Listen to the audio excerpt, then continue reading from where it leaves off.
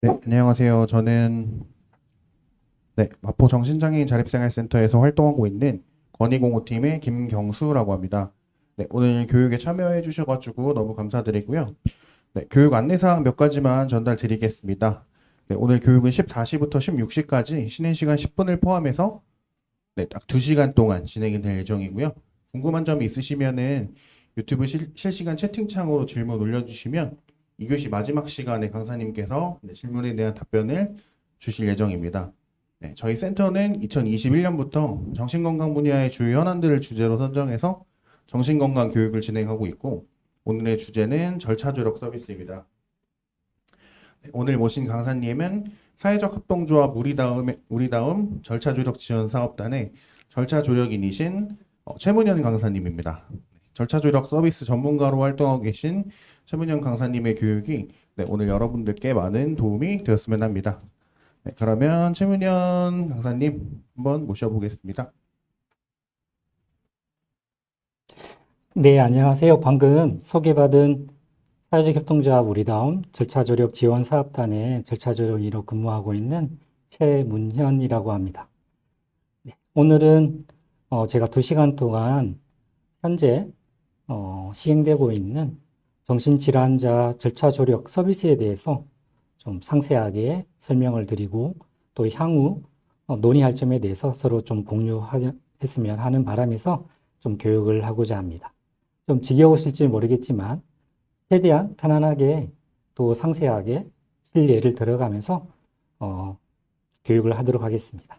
중간에 궁금하신 점이라든지 목소리가 작다든지 얼굴 표정이 굳었다든지 재미있는 내용을 채팅창에서 올려주시면 최대한 반영을 해서 여러분들에게 재미있는 도움이 되는 강의가 되도록 노력을 하겠습니다. 자, 그러면 오늘 주제인 절차조력 서비스에 대해서 먼저 첫 번째 시간에 교육을 하도록 하겠습니다.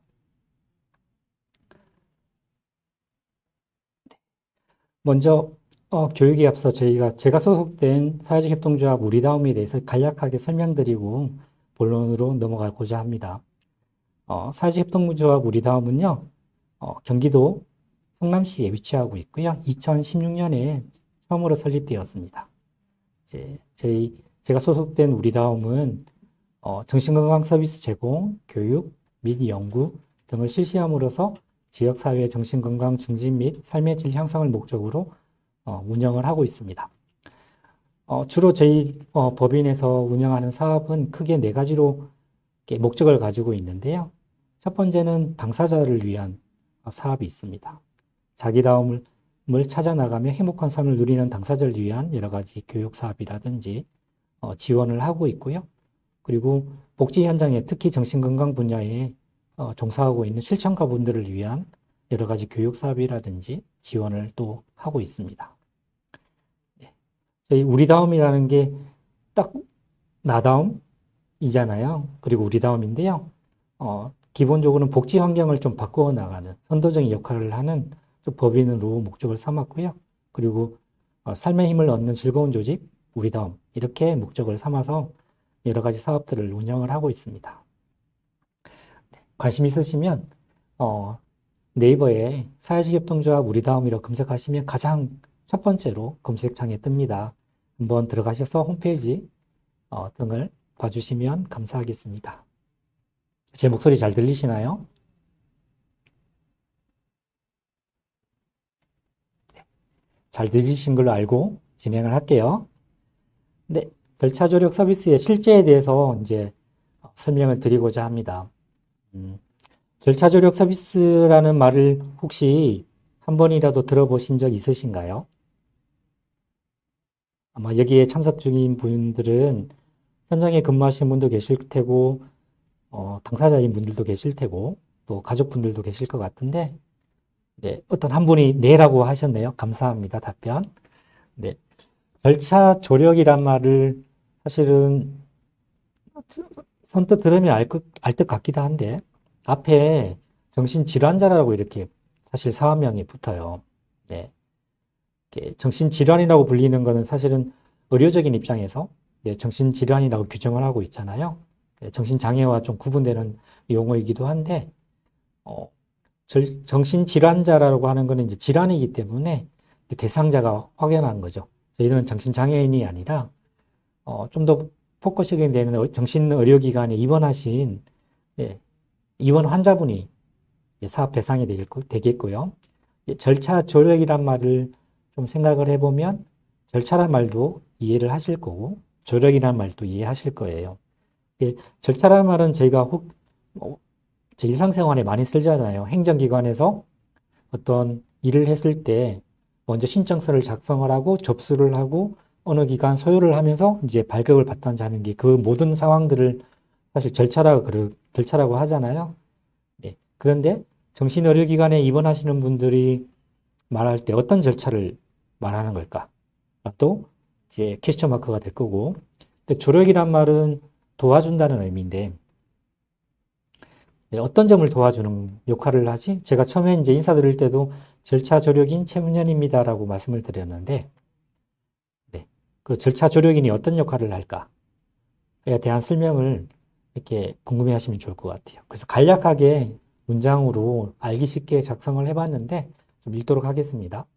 정신의료기관에 비자의 입원 중인 당사자가 자신이 원하는 정보를 얻고 절차를 이해하고 실행할 수 있도록 조력하는 서비스입니다라고 제가 쉽게 작성을 했는데요. 혹시 이해가 조금 되실까 모르겠어요. 이제 점점 본론으로 가면 구체적인 상황, 절차 조력인이 어떤 서비스를 제공하는지에 대해서 상세하게 설명을 드리도록 하겠습니다. 기본적으로 절차 조력 서비스의 핵심적인 단어가 있는데 아래쪽에 있는 세 가지 단어예요. 정보 제공, 자기결정권, 의사소통. 이 부분은 또 이 핵심 키워드를 기억하셨다가 제가 중간중간 설명하실 때 아마 매칭이 되실 텐데 이 꼭 세 단어를 키포인트에 되는 키워드를 기억해 주시면 감사하겠습니다. 절차 조력 서비스가 이제 저희가 2018년 12월 달부터 현재까지 서비스를 제공하고 있는데요. 사실은 작년까지는 절차 보조 서비스라고 지정을 해왔습니다. 그런데 여러분들도 아시겠지만 작년 12월 달에 정신건강복지법 개정 법안이 통과되면서 크게 세 가지가 개정됐잖아요. 동료 지원에 대한 거, 동료 지원 쉼터에 관한 거, 그리고 절차 조력이라는 항목이 크게 세 가지가 이제 법 개정이 되었는데 그러면서 올해부터는 절차 조력 서비스로 이제 명칭이 변경되었습니다. 근데 2018년도 당시에 이 서비스가 생겨난 절차 보조 서비스가 생겨난 배경을 좀 크게 설명을 드리면 첫 번째로는 여러분들 다 아시다시피 구 정신보건법에 의거한 강제 입원의 헌법 불합치 판결입니다. 거기에서 정신의료기관 비자 입원 환자, 그러니까 강제 입원 환자분들이죠. 아무리 자퇴 위험이 있고 입원 치료의 필요성이 있다 하더라도 절차적 조력이 필요하다라고 이제 헌법 불합치 판결이 나왔습니다. 그러면서 이 정신보건법이 어느 부서겠어요? 보건복지부잖아요. 그리고 정신건강정책과가 되겠죠. 과로 내려오면. 그래서 급하게 이제 대안을 마련한 게 절차 보조 서비스였습니다. 그리고 그러면서 이제 처음으로 이제 2018년 12월 달에 서울, 경기, 부산에 세 군데 이제 시범 사업을 이제 실시를 하게 되고요. 이게 현재까지 이제 이어지게 되었습니다. 국제적으로 보면 여러분 한 번이나 들어보셨을 것 같은데 유엔의 장애인 권리 협약이라고 있습니다. 여러분 들어보셨죠? 여러 가지 교육을 들으시다 보면 이 장애인 권리 협약이라는 단어를 엄청 많이 들으셨을 거예요. 아마 나중에 구글링 하시면 자세한 법조항이라든지 권리 협약 내용들을 볼 수 있을 텐데 한번 살펴보시면 좋을 것 같습니다.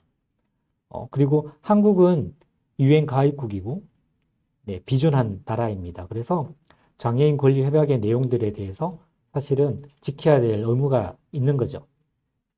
그 안에 사실 저희 해당되는 조항이 있는데 제12조의 법 앞의 평등 그리고 제14조의 신체의 자유 및 안전, 가로 열고, 강제 입원 폐지 권고, 가로 닫고, 이렇게 제가 설명을 드렸는데, 이 법 앞의 평등이라는 거는 어떤 걸 뜻하냐 하면, 특히 정신질환자, 정신장애를 가지신 분들이 이제 증상이 악화되어서 입원할 경우에 자연인으로서 이제 법 앞에 법적인 권리를 가지잖아요.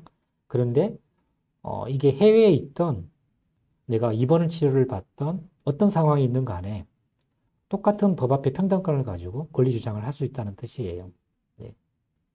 그리고 두 번째는 신체의 자유 및 안전은 요즘에 한참 문제가 되었던 입원 치료, 강제 입원 치료가 신체의 자유 및 안전에 침해되는 경향도 있지만 격리 강박도 신체의 자유 및 안전에 문제가 되는 거죠. 1차적으로는 강제 입원을 폐지하라고 그렇게 장애인 권리협약에서는 주장을 하고 있습니다. 사실 현실적으로는 한국은 이 강제 입원 폐지에 대해서 지금 몇 년간 계속 논의되고 있는 가운데도 잘 실행이 되지 않고 있죠. 네. 되게 어려운 문제인 것 같습니다. 그리고 한국뿐만 아니라 앞서서 인권적인 치료를 하고 있는 유럽이라든지 미국에서도 사실은 강제 입원이 여전히 존재하고 있습니다. 대신 좀 대안이 마련돼서 특히 한국의 보호 입원이라든지 행정 입원 절차가 아닌 뭐 사법 입원이라든지 아니면 이 입원 자체를 강제 입원하더라도 짧게 가져가서 최대한 한 인간의 그 헌법에 기준한 존엄성이라든지 자유성이라든지 침해되지 않도록 최대한의 안전을 보장하고 최소한의 입원 유지를 해서 지역에서 치료받을 수 있는 여건을 만들어가는 그런 조치들이 이루어지고 있는데 사실 한국이라든지 뭐 일본이라든지 이제 아시아 국가들은 아직까지 여기에 대해서 좀 문화적인 차이 때문에 아직 여전히 강제 입원에 대한 조치들이 잘 이루어지지 않고 있는 것 같습니다. 그리고 이해관계자분들, 특히 뭐 의사 집단이라든지 또 가족협회라든지 당사자 단체 분들의 여러 가지 토의를 거쳐서 몇 번이나 이 보호 입원에 대해서 폐지를 하려고 했었으나 여전히 이 개정안에는 잘 법안으로 통과되지 않는 또 올라가지 상정되지 않는 경우도 많이 있는 것 같습니다. 여전히 또 아직 협의 중이고 토론 중인 것으로 알고 있습니다. 그리고 마지막으로 좀 전에 설명드렸던 정신건강복지법 개정 법안 통과가 되게 컸습니다. 사실 저희가 2018년 12월 달에 위탁되고 난부터 이제 해마다 이 절차, 그 당시 절차 보조 서비스였죠. 법제화시키기 위해서 무단히 노력을 했었었는데요. 늘 상정되었다가 이제 법제사위에 통과되지 못해서 이게 없어지기를 했었습니다. 근데 작년은 어떤 상황이신지 되게 많은 노력 끝에 12월 달에 통과되면서 2026년 1월부터 개정 법안이 그리고 절차 조력에 대한 이 서비스가 이제 시행되게 되었습니다. 그래서 올해부터 내년까지는 약간의 시범 사업 쪽으로 전국 사업을 이제 시행을 하고 있는데요. 그 부분에 대해서는 뒤에 자세히 설명드리도록 하겠습니다. 사실은 이 절차 조력 서비스의 배경이 된 이 세 가지 크게 볼 수 있지만 이 모든 것이 사실은 한 인격체로 질환이 있든 없든 장애가 있든 없든 어떤 곳에 있든지 늘 인간으로 자기결정권을 가지게 된다는 그걸 존중해야 된다는 기초에서 시작되고요. 이 자기결정권을 최대한 도와주는 역할을 하는 게 사실은 절차 조력인의 역할이기도 합니다. 물론 그 단어로 다 모든 것을 설명할 수 없지만 가장 핵심 단어는 자기결정권이라고 할 수 있겠습니다. 여기까지 이해하셨나요? 혹시 빠르지 않나요? 천천히 좀 할까요? 괜찮을까요? 네, 알겠습니다. 그러면 다 이해하신 줄 알고 다음 장으로 넘어갈게요. 좀 전에 이제 정신건강복지법이 개정되었다고 말씀을 드렸는데 38조 2가 구체적인 절차 조력에 대한 내용들이에요. 기본적으로 국가와 지방자치단체의 역할, 이 1항에 기술되어 있고요. 그리고 2항에는 절차 조정의 역할에 대해서 규정을 하고 있습니다. 보시면 입원할 때나 퇴원할 때 절차 설명을 하고 그리고 의견 개진을 보조한다는 역할도 되어 있고요. 그리고 정신건강복지법에 규정된 환자의 권리가 있는데 그에 대한 절차 지원이 규정되어 있고요. 그리고 그 밖에 뭐 열람, 의료법의 기준에서 이제 의무 기록이라든지 그 부분을 열람할 수 있는 요건들, 권한들을 이렇게 규정을 하고 있습니다. 그리고 정신건강 증진시설이라는 건 의료기관 정신병원이겠죠. 기본적으로 절차 조력 서비스를 대한 정보를 제공하고 또 구체적인 내용을 입원할 때 알려야 된다는 의무도 네, 규정을 했습니다. 이게 되게 큰 거죠. 네, 그리고 사실은 국가하고 지방자치단체가 이 사업을 직접 운영을 해야 되는데 대부분 이제 행정기관이기 때문에 업무 위탁을 해야 되잖아요. 그래서 위탁에 대한 예, 규정도 되어 있습니다. 그리고 그 밖에 절차 조력인의 자격, 서비스 제공 절차, 방법, 그리고 절차 조력 서비스에 관한 업무의 위탁, 그 밖에 필요한 사항은 보건복지부 령으로 정한다라고만 이렇게 규정되어서 1차적으로 법 통과가 됐고요. 이제 올해 내년 시행령 시행규칙을 만들기 위해서 열심히 지금 연구 사업을 하고 있다고 합니다. 네. 그래서 사실은 여러분이 교육을 듣고 계시는 당사자분들, 가족분들, 또 전문가분들의 여러 좀 관심을 가지시고 절차 조력 서비스가 역할을 잘 할 수 있도록 좀 관심을 가지시고 지지적으로 발언해 주시면 감사하겠습니다. 때로는 조언도 감사합니다. 이 법조항은 인터넷에서 법제처에 이제 정신건강복지법에 대해서 이제 검색하시면 개정된 법안이 다 실려 있습니다. 네, 절차 조력 38조 2항뿐만 아니라 동료 지원 쉼터라든지 동료 지원에 관한 조항들도 나와 있으니까 오늘은 절차 조력에 대한 말씀을 드리지만 한 번 더 정신건강복지법 법조항에 대해서 좀 어렵긴 하지만 한번 살펴보시면 내가 어떤 주장을 할 수 있고 어떤 보호를 받을 수 있는지 그리고 어떤 서비스를 받을 수 있는지 좀 더 쉽게 이해할 수 있을 거라 생각을 합니다. 네, 어려우면 저한테 개인적으로 질문을 해주시면 좋겠는데 교육 시간 말고 나중에 궁금하시면 전화 주시면 저희 절차 조력 사무실로 전화 주시면 절차라든지 여러 가지 정보들을 제공하니까요. 이용하시면 감사하겠습니다.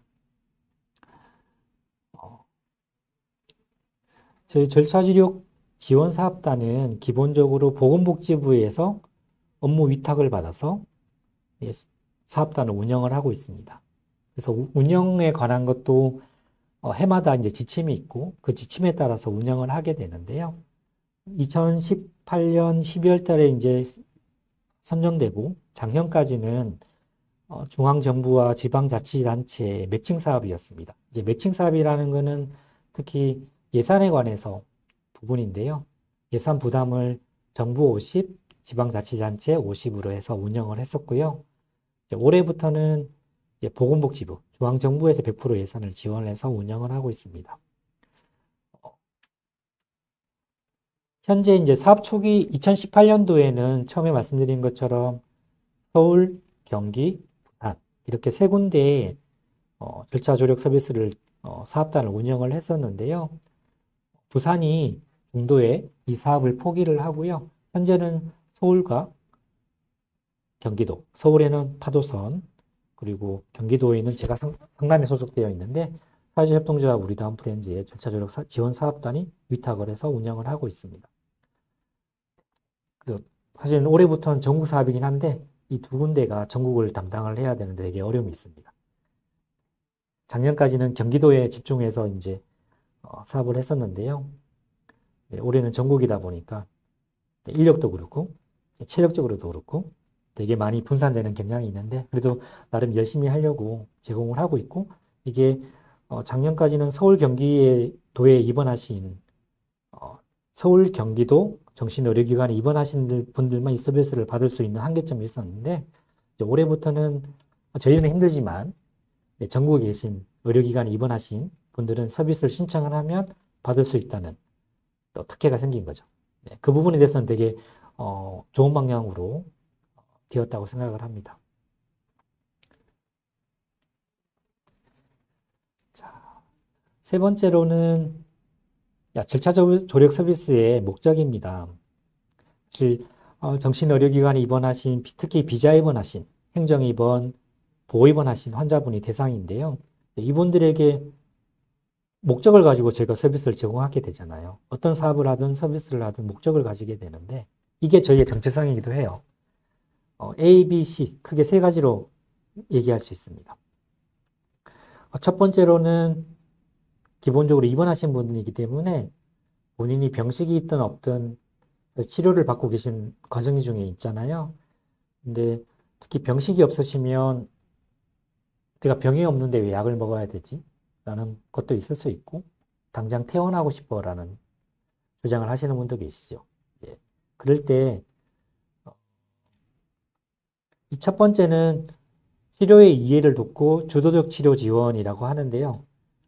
사실 이 부분이 이건 지침상에 나와 있는 말이에요. 목적이에요. 그런데 절차 조령이로 이제 6년 차이다 보니까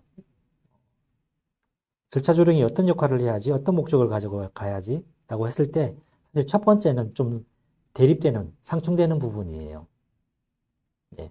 이거는 지침에 나와 있기 때문에 이대로 했습니다. 네. 하지만 실질적으로는 치료에 대해서 이해를 돕기보다는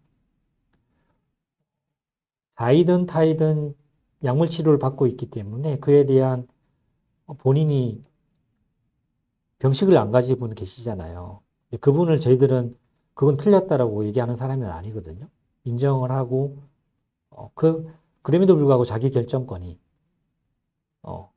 반영될 수 있도록 치료가 너무 힘들잖아요. 본인이 먹고 싶지 않은데 강제적으로 먹게 되니까. 그 부분에 대해서 그분이 어려워하는 부분에서 얘기를 듣고 공감해주고 때로는 정보도 드리는 역할을 하게 됩니다. 주도적 치료 지원이라는 게 저희가 주도적으로 환자분의 치료를 바꿀 수 있는 권한은 없어요. 아무도 가지지 않죠. 왜냐하면 절차 조령의 치료가 아니니까요. 입원하신 환자 본인의 이 서비스를 받으시는 환자 본인의 치료이기 때문에 이 부분은 주도적이지 비주도적이라는 것은 저희가 결정하는 문제는 아닌 것 같아요. 그리고 바꿀 수 있는 권한도 없고 그렇지도 못해요. 예. 그래서 자기 결정권이라는 그 개념 자체하고 국가에서 이제 보호 목적을 내린 지침하고 좀 상충됩니다. 이 부분 좀 말씀을 드릴게요. 그리고 두 번째 목적은 정신건강복지법 및 기타 법률이 보장한 정보 제공입니다. 이 부분은 사실 자기 결정권을 하기 위해서는 여러분들이 결정을 할 때 가장 먼저 뭘 알아야 되죠? 네. 지금 제 손에 보이시나요? 아이폰. 전 아이폰을 쓰는데 핸드폰이 있습니다. 여러분 뭐 갤럭시를 쓰든 아이폰을 쓰든 가장 주류가 이제 아이폰이나 갤럭시일 건데요. 쓸 때 아이폰이나 갤럭시를 기종을 선택할 때 여러분들이 어느 게 좋아라고 주변에 지인한테 묻거나 아니면 구글링에서 검색을 하시든지 여러 가지 다양한 정보를 얻으실 거예요. 그 정보를 통해서 내가 생각하는 나한테 맞는 기종을 선택을 하실 거예요. 그리고 요금제도 저는 알뜰폰을 쓰는데 네, 알뜰폰을 쓸지 아니면 SK를 쓸지 KT를 쓸지 LG를 쓸지 요금을 비교 분석한다든지 나에게 맞는 요금제를 선택을 해서 하게 되는데 그것조차도 사실 모르면 선택을 못 하게 되잖아요.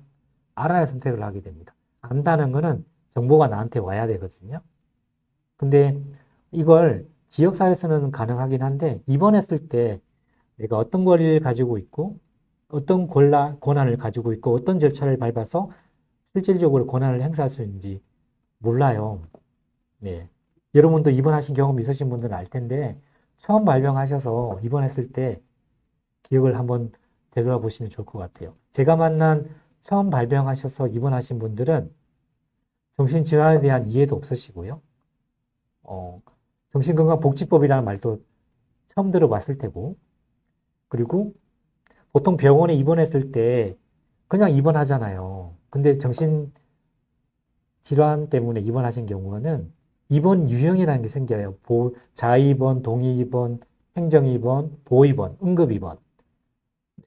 타 질환으로 입원했을 때는 전혀 발생하지 않던 유형이 입원이라는 존재가 정신과만 입원하면 입원 유형이라는 생전 처음 들어보는 유형이 생깁니다.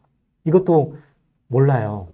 그리고 입원을 되풀이하신 분들도 한 번도 이유에 대해서 설명을 들어보신 적이 없는 분들이 많으실 거라 생각을 합니다. 제가 서비스 제공할 때 만났던 이용자분들은 그런 분들이 되게 많았어요. 물론 몇 번이고 되풀이 하다 보니까 자연스럽게 주위에 정보를 얻는 분도 계시는데, 그렇다 하더라도 들어만 봤지 상세한 내용, 절차, 내가 어떤 주장을 할 수 있고 어떤 절차를 받고 어떻게 결과 통지를 받는지에 대해서 잘 모르고 있습니다. 그리고 실제적으로 절차를 밟는다 하더라도 내가 직접 작성해야 되는 부분이 있는데 그 부분은 전혀 모르는 거죠. 어떻게 하면 작성을 잘 논리적으로 내가 주장하고 있는 걸 상대방이 잘 이해할 수 있도록 작성을 할까에 대해서도 사실은 그 서류도 되게 용어가 어렵거든요. 행정 용어예요.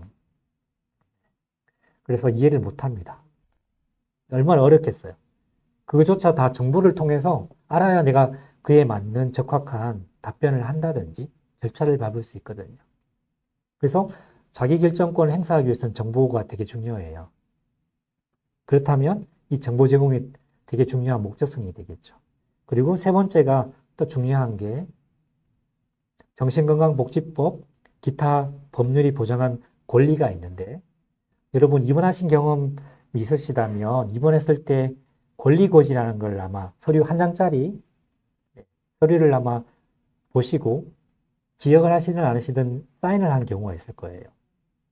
사실 권리고지라는 거는 어떤 내용이냐면 내가 입원했을 때 어떤 입원 유형으로 입원을 했고, 그리고 정신건강복지법 상에 규정한 권리, 환자의 권리가 어떤 게 있고 지켜야 될 의무가 어떤 거 있는 건지에 대한 설명을 하고 있고요. 그 아래쪽은 입원 적합성 심사에 대한 대면 조사 신청이라든지 아니면 권리고지를 내가 잘 들었다라는 사인, 그리고 보호자 사인 이렇게 들어가는 한 장짜리 양식이 있습니다.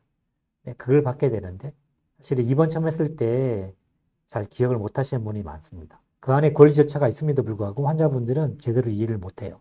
병원에서는 그걸 설명할 의무가 있고 설명을 해서 이제 사인을 받게 되는데 사실은 그건 형식적인 것에 지나지 않죠. 그리고 실제적으로 병원에서 잘 안 도와줍니다. 네, 서류 작성하는 데 있어서 그 부분은 전혀 자기들이 일이 아니다고 생각을 하고 안 도와주죠. 그래서 그 권리 절차에 대해서 상세하게 지원하는 역할을 하는 게 절차 조력 서비스인데 목적성이 있습니다. 사실은 두 번째, 세 번째가 가장 중요한 실질적인 목적이자 역할이고 기능입니다. 첫 번째는 사실 기억 안 하셔도 돼요. 이거는 저희 소관이 아니에요. 저희가 이걸 네, 주도적으로 치료를 전환시키거나 그런 권한이 없기 때문에 물론 좋은 단어로 쉽게 얘기했지만 사실 저희 역할하고 약간 상충되는 부분이 있습니다. 좀 실질적으로 이제 지침에서는 이걸 좀 바꾸려고 하는데요.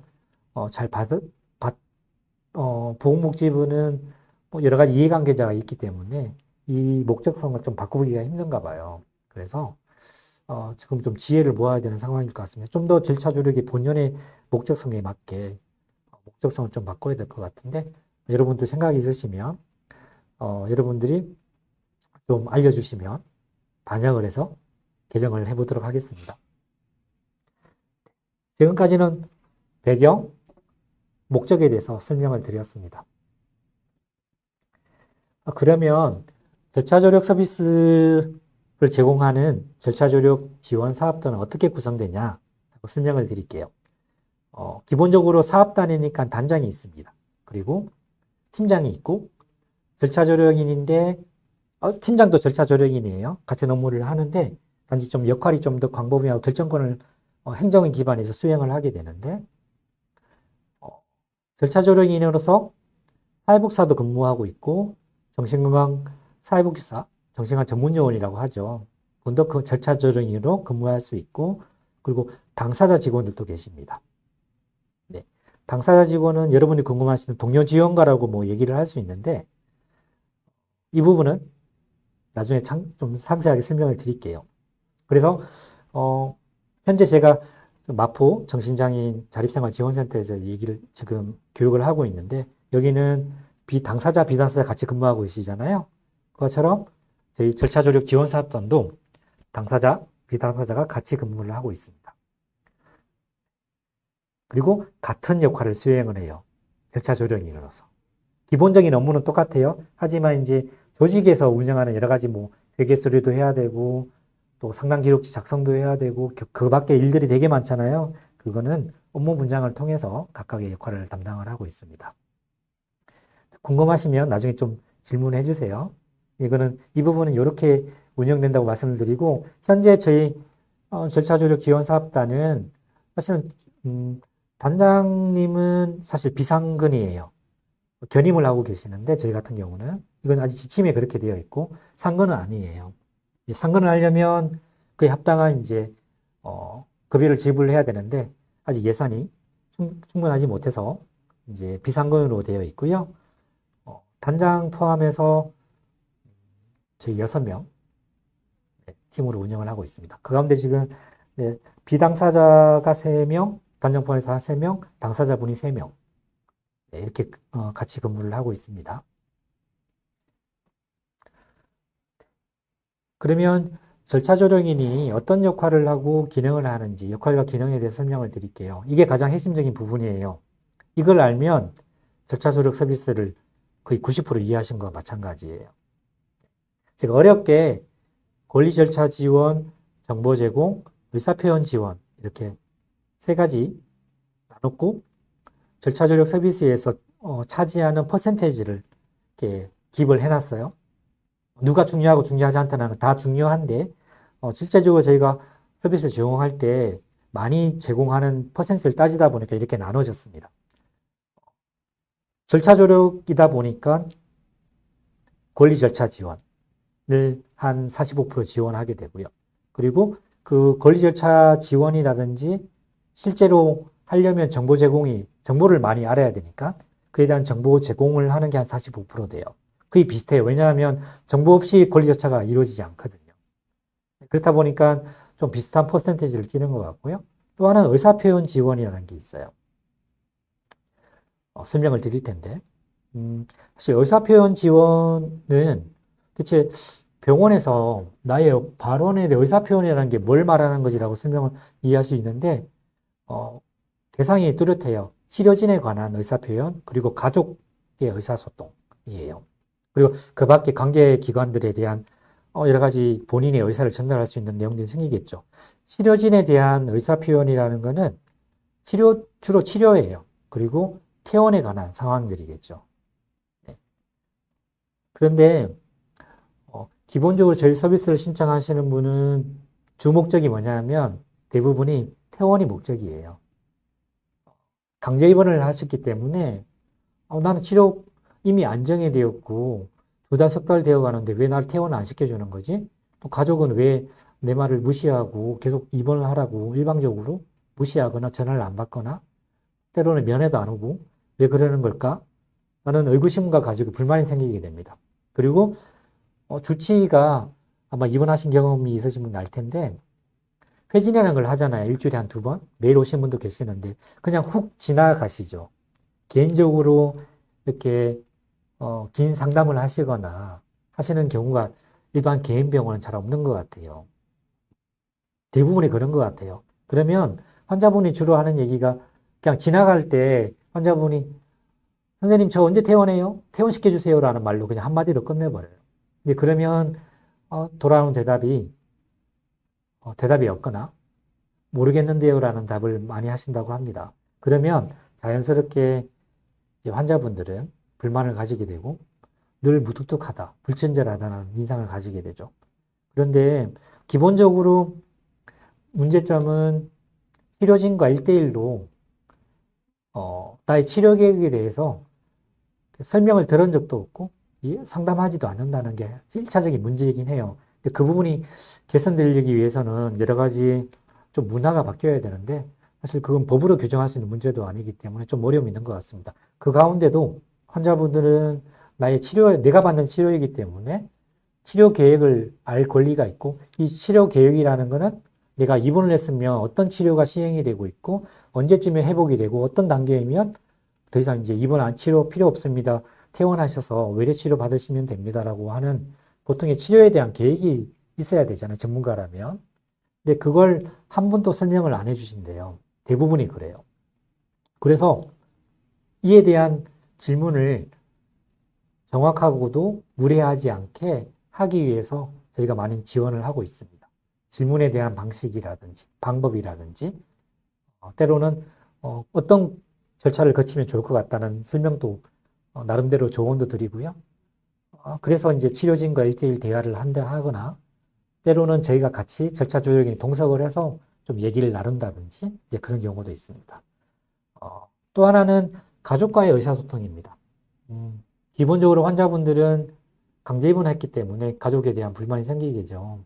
나는 입원할 상황이 아니었는데 억지로 일반 사설 구급차가 오거나 경찰이 와서 입원하게 되었다라고 말씀을 많이 하시고요. 그렇기 때문에 당연히 불만을 가지게 되고 답답하게 합니다. 그리고 가족에게 전화를 해서 좀 쪼르듯이 계속 퇴원시켜 달라고 하다 보면 가족분들은 그게 너무 힘들고 귀찮아서 전화를 아예 무시하는 경우도 있는 것 같습니다. 근데 그럴 때 좀 더 현명하고 객관적으로 설득할 수 있는 부분에 대해서 사실 의견 조율이 필요한데 환자분들이 사실 그게 잘 안 되는 경우가 되게 많죠. 그럴 때 절차 조력인이 중간자의 조정 개입을 합니다. 이렇게 질문하면 좋을 것 같다. 이런 식으로 좀 합의를 이끌어내면 좋을 것 같다. 라는 식으로 현실적인 조언을 하게 됩니다. 그게 의사표현 지원이에요.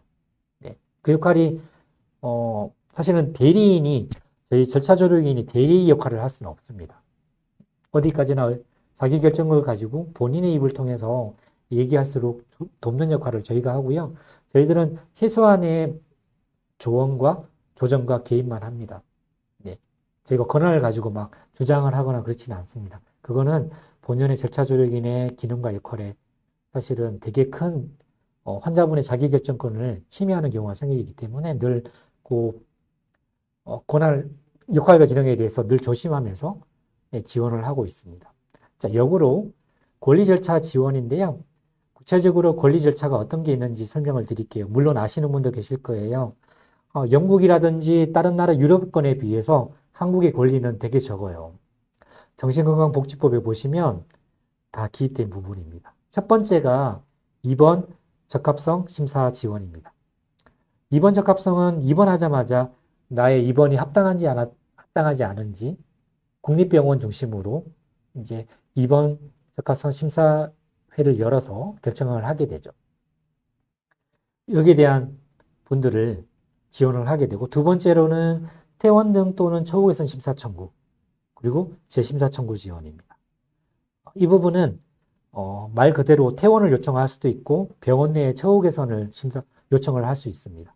그러면 보건소에 이제 이게 접수가 되고 심사위원회가 열리게 되는데 그 절차를 설명을 하게 되고 구체적으로 작성 요령, 작성 지원을 하게 되고요.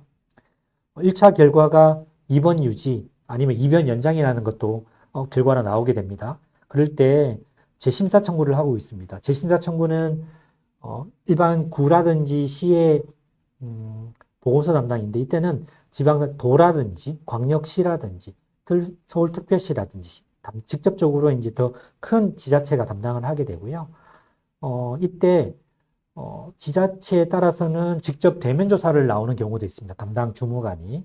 근데 서류로만 또 다시 심사하는 경우도 있지만 경기도는 실질적으로 담당 주무관이 대면 조사를 다 100% 하고 있어요. 그때 절차 조력인이 재심사 청구에 대한 작성 지령도 도와드리지만 실제적으로 접수가 되었다 그러면 저희 이용자이기 때문에 경기도에 공문 발송을 하거나 해서 저희가 참여할 수 있도록 하고 그 대면 심사일에 저희가 직접 참여해서 절차 조력 진술을 하고 있고요. 그리고 경기도는 대면사고 나오신 분들이 그 내용을 적게 되는데 하단에 절차 조력인의 그 의견도 기입할 수 있도록 그렇게 만들어서 담당 절차 조력인이 환자분에 대한 편에 서서 의견을 진술할 수 있게 그렇게 공식적으로 하고 있습니다. 그렇게 저희가 지원을 하고 있고요. 세 번째로는 인신보호구제 청구예요. 이거는 법원에 직접 제출되고 접수돼서 신문일이 정해집니다. 판사가 직접적으로 재판을 하게 되는데 보통 제가 경기도를 하다 보니까 이제 수원지방법원에 많이 가요. 가면 매주 월요일 날 오전 시간대에 이 인신보호 구제 신청에 따른 신문길이 이제 재판이 열려요. 한 30분 간격으로. 이게 저희도 같이 법정에 들어가요. 그러면 환자분이 많이 불안하시고 떨거든요. 직접 또 발언도 하시기 때문에. 어떤 분들은 나오셔서 막 우시는 분도 있어요. 너무 긴장되어서.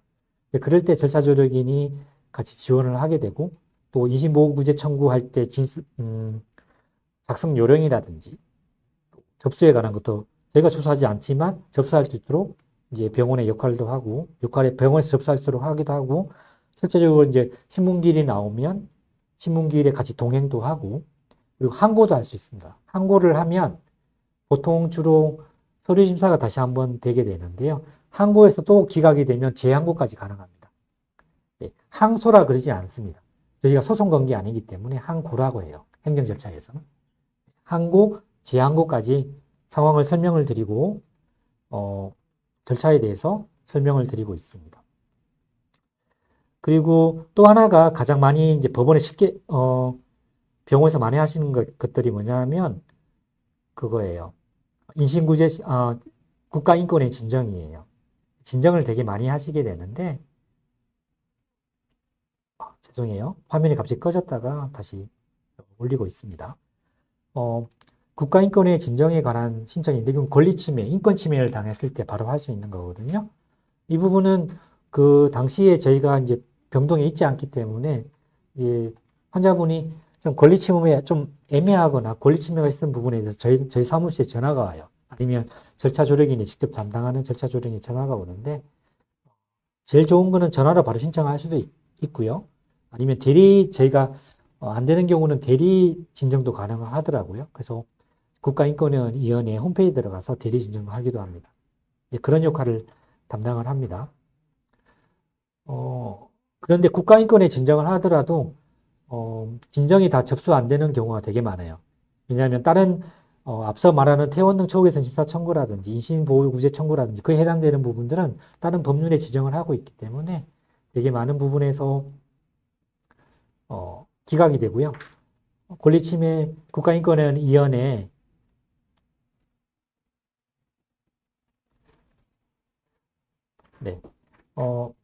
국가인권위원회에서 이제 신고 접수가 안 되는 경우가 되게 많다 보니까 되게 많은 부분에서 실질적으로 접수가 안 되는 경우가 공문으로 직접 환자분한테 우편 발송이 되거든요. 그런 경우가 되게 많습니다. 그래서 사실은 환자분들이 진정을 하지만 되게 많은 부분들이 진정으로 접수가 안 되는 경우가 많다는 거 아셔야 될 것 같아요. 그에 대한 정보도 저희 실제적으로 드리고 있습니다. 잠시 화면이 좀 보시기 힘드셨는데 죄송해요. 제가 조작을 잘못해서 그렇습니다. 나중에 따로 이제 PDF로 하면 자료가 올라갈 것 같은데 필요하신 분들은 잠시생활지원센터에 연락하셔서 자료 청구하시면 좋을 것 같습니다. 이와 같이 주 역할은 이 세 가지로 말씀드리고 있습니다. 권리 절차 지원, 정보 제공, 의사표현 지원. 이렇게 말씀을 드리고요. 좀 더 상세하게 말씀을 드릴게요.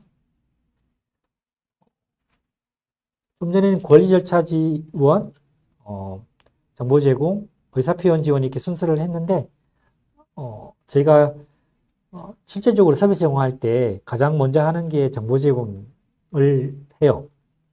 환자분을 처음 만나고 저희 소개를 하고 제 역할이 이런 겁니다.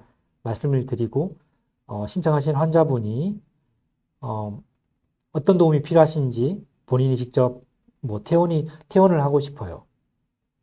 했을 때 그냥 퇴원이 아니라 그에 따른 여러 가지 상황들을 알아야 되고 같이 단계별로 어떤 걸 할지에 대해서 선택을 하게 되고 결정을 하시게 되는데 그에 대한 정보 제공을 먼저 하게 됩니다.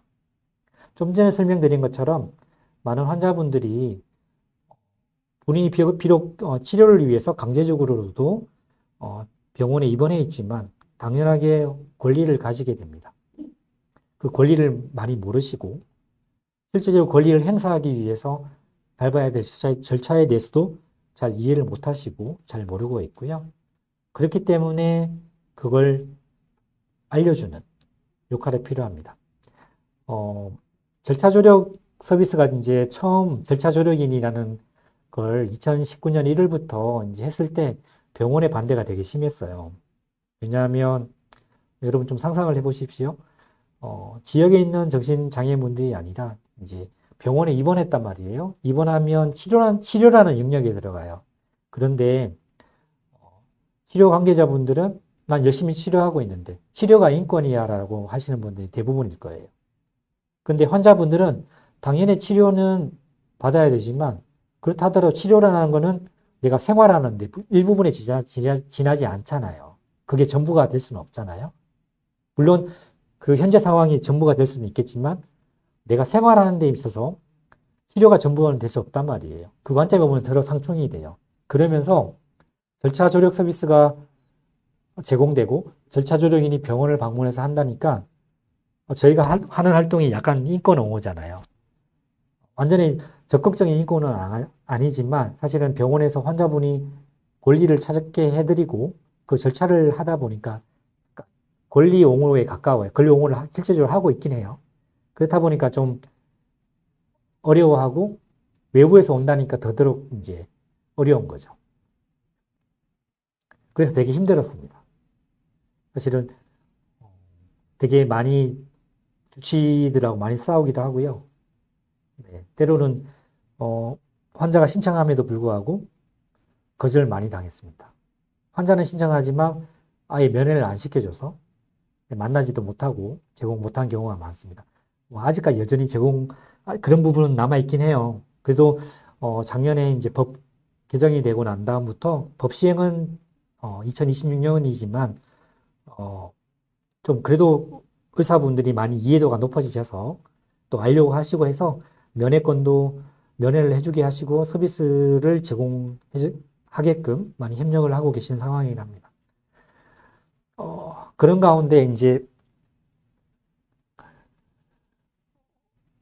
처음 입원하시거나 계속 반복적으로 입원하시는 분들 짧은 기간에요. 퇴원했다가 3개월 있다 또 입원하시고 하시는 분들이 많은데 그때마다 느끼는 거는 내가 어떤 권리를 행사할 수 있는지 잘 모르기 때문에 늘 불만을 가지시고 늘 답답해 하시고 자기만의 생각에 빠져 있는 것 같습니다. 그럴 때 이제 절차 조력인이 도움을 드리는 경우가 되게 많은데요. 입원 유형에 대한 설명, 자입원, 동의입원, 행정입원, 보호입원, 응급입원에 대한 상세한 설명을 하게 됩니다. 그러면 절차 조력인이 그 내용을 다 알고 있어야 되죠. 그래서 엄청 공부를 해야 돼요. 네. 절차에 대해서 다 이해를 할 수 있어야 되고, 이해하면 그걸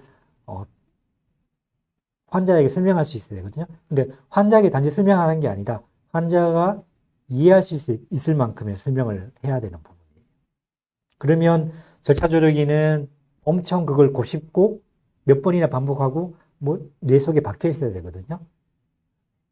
그런 능력이 필요한데 노력이 필요해요. 그래서 제가 한 2년 지났을 땐가 이걸 동의입원의 절차에 대해 설명을 하십시오라고 다 논술식으로 저희 직원들과 같이 시험을 본 적이 있습니다.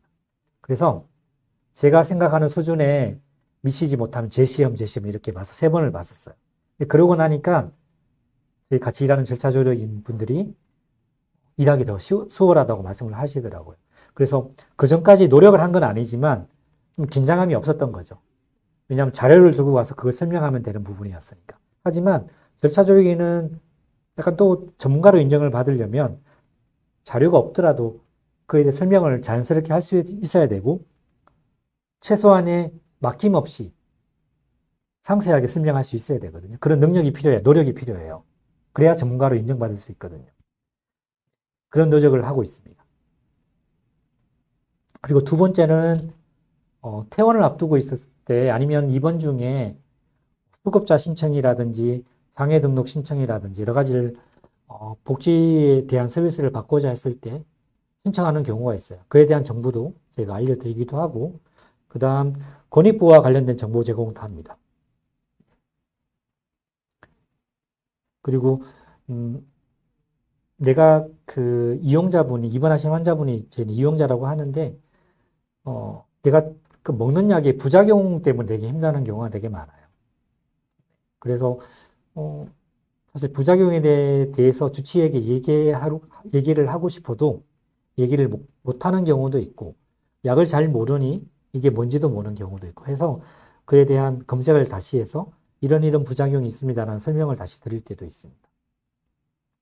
이거는 당연하게 환자가 알 권리, 환자분이 아셔야 되죠. 왜냐하면 내가 받는 치료이기 때문에, 내가 먹는 약이기 때문에 나를 상하게 하는, 오히려 도움이 되어야 될 약이 나를 더 힘들게 하거나 상하게 하는 약이 되면 안 되잖아요. 그러면 부작용이 심하다면 부작용을 적은 걸로 나에게 맞는 약으로 변경을 할 수 있어야 되는데 그게 자체가 또 권리 주장일 수도 있잖아요. 당연한 거고요. 그런 것들을 정보를 하게 됩니다. 두 번째로는 이제 권리 절차 지원인데 좀 전에 제가 설명드렸던 네 가지예요. 입원 적합 심사 지원, 퇴원 등 또는 최후 개선 심사 청구에 대한 정신건강심의위원회라고 말을 하죠. 그리고 인신보호를 위한 구제 신청, 그리고 국가인권의 진정 신청. 그 밖에 이제 수용 및 가혹행위 뭐 이런 거는 좀 약간 별개 문제이긴 해요. 이 부분은 금지이긴 한데 이거는 국가인권에 다 진정권에 들어가긴 하거든요. 그래서 저희가 이걸 알려드리긴 하지만 이 부분에 대한 거는 다 국가인권의 진정 상황에 들어가요. 그래서 약간 좀 중복되는 경우가 있습니다. 좀 전에 입원 적합성 심사 지원에 대해 설명을 드렸었는데 이게 좀 저희가 지원을 할 수 있지만 현실적으로 좀 불가능한 면이 있어요. 왜냐하면 절차 조력 서비스가 신청되는 경우는 입원하자마자가 아니라 대부분 입원하고 한 2주나 3주 지나서 신청을 많이 하십니다. 때로는 석 달 뒤에 아니면 2달 뒤에 신청하는 분도 계시고요. 왜냐하면 절차 조력 서비스가 있는 것도 모르기 때문에 당연히 늦어지는 거죠. 병원에서는 절차 조력 서비스에 대해서 고지할 의무가 아직까지는 없어요. 2026년 1월부터 있기 때문에 그렇기 때문에 당연히 입원하시는 분들은 잘 모르고요. 겨우겨우 알아서 입원 신청을 하시겠는데 그나마 신청하는 경우도 입원해서 한참 지나서 한 달, 2달, 석 달 지나서 하시는 분이 되게 많아요. 근데 입원 적합성 심사는 입원하고 몇 주 안 있다가 심사위원회 열리거든요. 그러니까 입원 적합성 심사는 실질적으로 대면 조사가 와요. 오는데 절차 조력인이 지원을 할 수가 없어요. 네. 신청도 입원하자마자 권리고지에 신청하게끔 되어 있고 대면 조사가 온다고 하더라도 입원하고 2주 이내에 오기 때문에 입원하신 환자분이 절차 조력 서비스를 신청을 안 한 경우가 되게 많아요. 그러니까 실효성이 없는 저희가 지원할 수 있는 권한이 있음에도 불구하고 역할을 해야 됨에도 불구하고 역할을 못하고 있어요. 아직까지는 이게 한계점이에요. 단지 2026년 1월 달부터는 병원에서는 권리고지가 있고 그걸 통해서 바로 신청할 수 있게끔 이제 전달 체계를 만들어야 되는데 이 부분은 좀 상의가 필요해요. 왜냐하면 예산 문제, 인력 문제 모든 것들이 관련된 문제이기 때문에 아직까지는 좀 협의 단계를 거쳐야 되는 단계가 있고 이번 적합 심사에 대한 아직 한계성이 있다는 말씀을 드립니다. 그리고 실질적으로 지원하는 경우가 잘 없어요. 정보 제공하는 경우가 많지만 절차에 대해서 직접 참여하거나 하지는 못하는 단계에 있다는 말씀을 먼저 드립니다.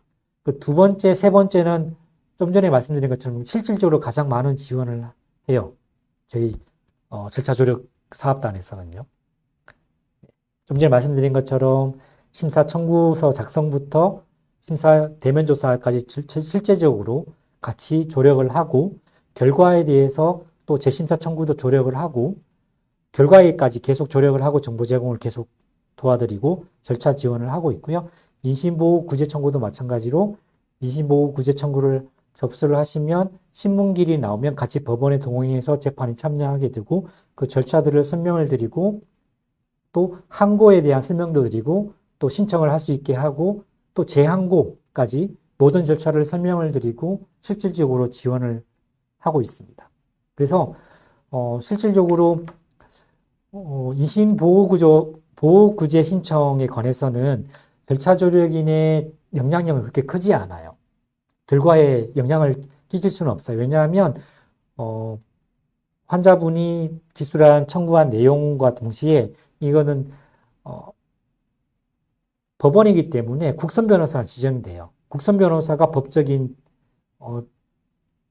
발언권을 가집니다. 환자분의.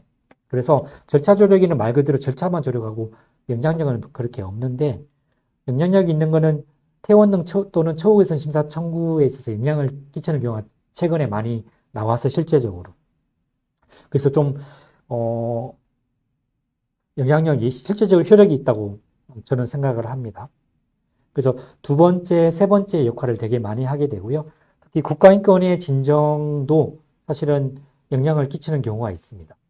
그래서 2021년인지 2년 제가 정확한 기회가 안 나는데 저희가 지원했던 환자분이 국가인권위원회에 진정을 하고 그때 저희가 대리 진정을 하고 이게 실제로 조사가 되어서 국가인권위원회에서 절차 조력을 국가에 권고하는 조치까지 내려졌었습니다. 그래서 그때 효력이 발생을 했었고 때로는 모든 대부분이 좀 많은 부분이 국가인권의 진정에 아예 접수가 안 되는 경우도 있지만 접수가 된다면 실제로 조사를 하게 그 조사 절차 조력인이 조사관하고 직접 대화하기도 하고요.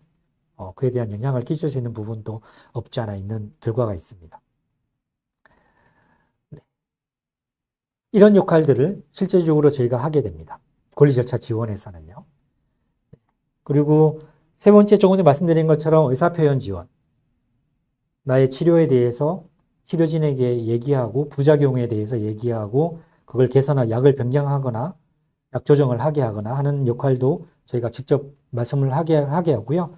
그리고 가족과의 의사소통도 직접 때로는 같이 만나서 이용자분, 가족분, 제 절차 조력인이 같이 만나서 얘기하는 경우도 있습니다. 그래서 의견 조율을 하는 경우도 있습니다. 저희는 좀 중간자보다는 환자 편에 서서 객관적으로 좀 설명을 드리고 조력하는 역할을 합니다. 그리고 주 업무는 아니지만 정서적 지지를 하게 됩니다. 이 부분은 동료 지원이라는 말을 쓰게 되는데 사실 그 당사자 직원이 있어서 동료 지원을 하게 되는데요. 이 동료 지원이라고 표기한 이유는 뭐냐 하면 많은 사업 초창기 때 어떤 부정적인 시작이 있었냐면 저희가 절차 조력인이라는 건 전문가라고 생각을 많이 일반적으로 해요. 그런데 당사자분들이 일을 하시게 되잖아요. 그러면 병원 관계자분들, 주위의 전문가분들은 당사자분들이 절차 조력인 역할을 잘 할 수 있어라는 그 당위성과 색안경을 꼈죠. 잘할 수 있을까? 그 당위성이 좀 부족했어요. 그렇다 보니까 이 당위성을 좀 만들려고 어떻게든 정신과 입원을 경험을 하시고 질환을 경험하시고 회복 중인 분들이 저희 절차 조력 지원 사업 때도 참여할 수 있도록 만들려고 저희들은 노력을 한 부분이었거든요. 그래서 좀 당위성을 찾고자 이 동료 지원하는 단어를 썼어요.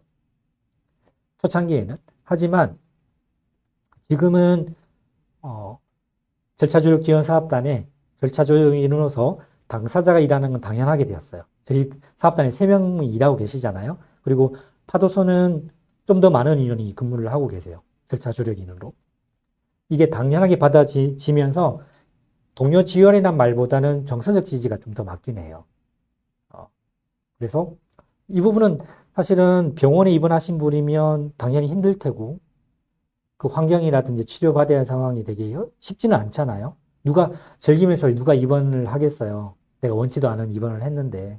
그래서 공감도 해드리고 경청도 해드리고 그리고 이 정서적 지지가 되게 중요한 이유가 자기 결정을 하려면 기본적으로 정서가 안정되어야 되고 그래야 합리적인 판단, 내가 좋아하고 나의 의지가 반영된 결정을 할 수 있기 때문에 이 부분이 좀 기본적으로 깔려 있는 부분이긴 합니다. 그게 그래서 4가지 역할과 기능을 가지게 됩니다. 절차 조력 서비스의 진행 과정입니다. 저희들은 지역에서 생활하시는 분들은 절차 조력 서비스를 이용을 못해요. 한정됩니다. 입원했을 때만, 입원 기간 중에만 절차 조력 서비스를 받을 수 있고요.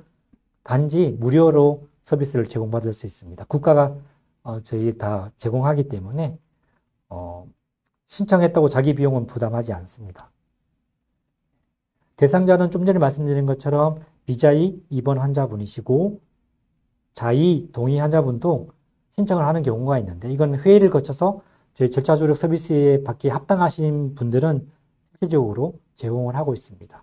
그리고 신청은 입원과 동시에 신청을 할 수 있고 그러면 절차 조력이 신청이 되면 신청되면 5일 이내에 저희들은 만나서 초기 상담을 하게 되고 그 목적에 따라서 저희가 절차 지원을 하게 되는데 보통 대부분이 퇴원과 동시에 서비스가 종료되기도 합니다. 그리고 한 2달, 한 3달 정도 서비스를 받는 경우가 되게 많습니다. 물론 경우에 따라서는 장기 입원되는 경우도 많은데 근데 그 부분은 좀 예외이긴 한데 요즘 같은 경우는 2달 내지 3달 내에 다 서비스가 종료되는 경우가 있습니다.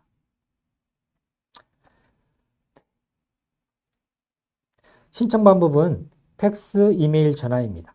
사실 병원에 신청서가 늘 구비되어 있으면 좋은데 그게 안 돼요. 그래서 가장 많이 전화로 많이 접수가 되고요.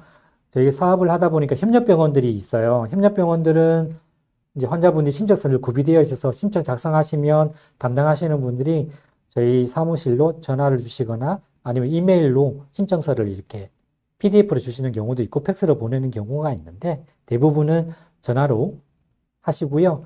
올해부터 저희가 카카오 채널을 만들었어요. 그래서 카카오 채널을 통해서 직접 신청하는 경우가 있습니다.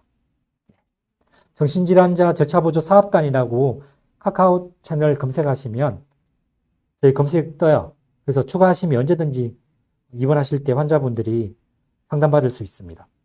굳이 신청 와서 대면 지원을 저희가 직접적으로 이제 서비스를 받고 싶지 않은 경우도 있잖아요. 단지 그냥 정보만 제공받는 경우도 있거든요. 그럴 때는 간편하게 카카오 채널로 상담해 주시고 궁금한 점 물어주시면 언제든지 저희가 답장을 하고 있기 때문에 이 카카오 채널로 요즘 또 신청하는 분이 계십니다. 네. 이상으로 1차적으로 저희 그 절차 조력 사업단의 기본적인 역할, 기능, 목적, 가치를 설명을 드렸고, 자, 10분간 휴식했다가 실제적으로 어떻게 저희가 어떤 실적을 내고 있고, 어떻게 지원을 하고 있는지 구체적인 예를 들어서 2부에서는 교육을 하도록 하겠습니다. 자, 그러면 쉬었다가 잠시 후 뵙도록 하겠습니다. 감사합니다.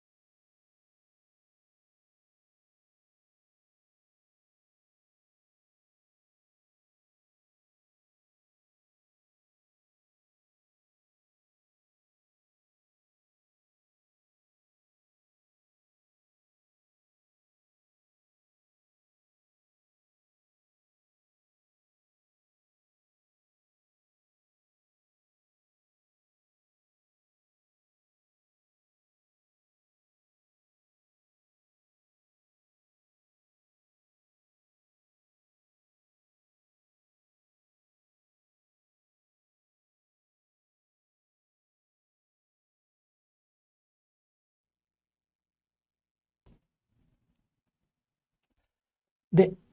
자, 그러면 두 번째 시간 이제 시작하도록 하겠습니다. 네, 두 번째 시간은 1부에 있어서 이제 좀 더 실제적으로 뭐 실례도 말씀을 드릴 거고, 현재 이제 어떤 식으로 운영하고 있는지, 예, 지역별로 병원이라든지, 네, 저희 하는 구체적인 현황에 대해서 더 설명을 드리도록 하겠습니다. 네, 어, 작년까지는 앞전에 말씀드린 것처럼 경기도 지역에 있는 정신의료기관에 입원하신 비자 입원 환자분 대상으로 이제 서비스를 제공을 했었습니다. 작년까지 저희가 작년에 제공한 서비스 지역이고요. 왼쪽에 보이시는 경기도 네, 노랗게 표시된 네, 시, 군, 게 이제 저희가 그 속에 속한 정신의료기관에 저희가 절차 조력 서비스를 제공을 했었고, 북부랑 이제 남부 이렇게 나눠서 되게 경기도가 서울을 둘러싸고 되게 넓잖아요. 네, 이동 거리만 해도 만만치 않은데, 네, 1시간, 1시간 반, 뭐 이렇게 걸려요. 때로는 2시간 경우도 걸리는 경우가 있는데, 다 찾아다녔습니다.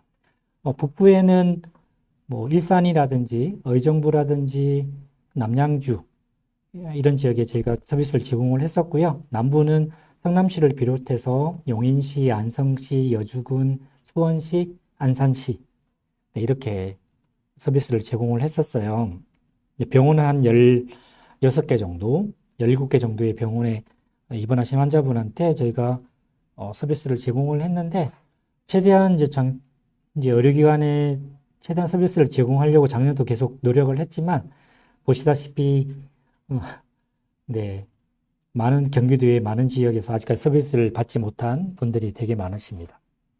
뭐 저희가 노력을 안 한 건 아니지만, 여전히 이 서비스에 대해 잘 모르고 계시고, 그리고 의료기관도 약간 협조적이지 않은 부분도 상당히 많기 때문에, 네, 이렇게 정했고요. 올해부터는 말씀드렸다시피 전국 사업으로 확산됨으로 인해서 서울과 경기가 이제 제주를 제외한 지역을 담당하게 됐는데, 저희 사회적동자 우리다음 절차조력 기원사업단은 8개 지역 담당하게 됩니다. 기존의 경기도를 포함해서 인천광역시, 강원도, 세종특별자치시, 대전광역시, 전라, 남북도, 광주광역시 이렇게 해서 8개 지역을 담당하고 있고요. 상반기부터 계속 타 지역에 좀 이 서비스 확산을 하기 위해서 노력을 해왔는데 사실 되게 많이 부족한 상황이 있습니다. 그래서 보건복지부와 그리고 저희 국립정신병원 5개가 있거든요. 국립정신건강센터는 이미 서울에서 시범사일 때부터 이제 파도son과 같이 협력해서 절차 보조 서비스, 절차 조력 서비스를 제공하고 있었고요. 나머지 4개, 국립춘천병원, 국립공주병원, 국립부곡병원, 국립나주병원, 이제 권역별로 있잖아요. 그래서 같이 간담회를 가지고 회의를 했었어요. 그래서 이제 국립정신병원에 절차 보조 서비스가 제공될 수 있도록 담당자 지정과 그리고 뭐 홍보도 아직 못했습니다. 이제 홍보를 하려고 이제 그 담당 직원들과 같이 지금 협력회를 한 상태이고요. 지금 저희가 담당하는 지역에는 국립춘천병원, 국립나주병원 이제 2개 병원이 지역 대상이 되는데, 국립춘천병원은 지지난주 금요일 날 직접 담당자분이 관심이 있어서 저희 사무실로 방문을 하셔서 같이 협력회의를 진행을 했었고요.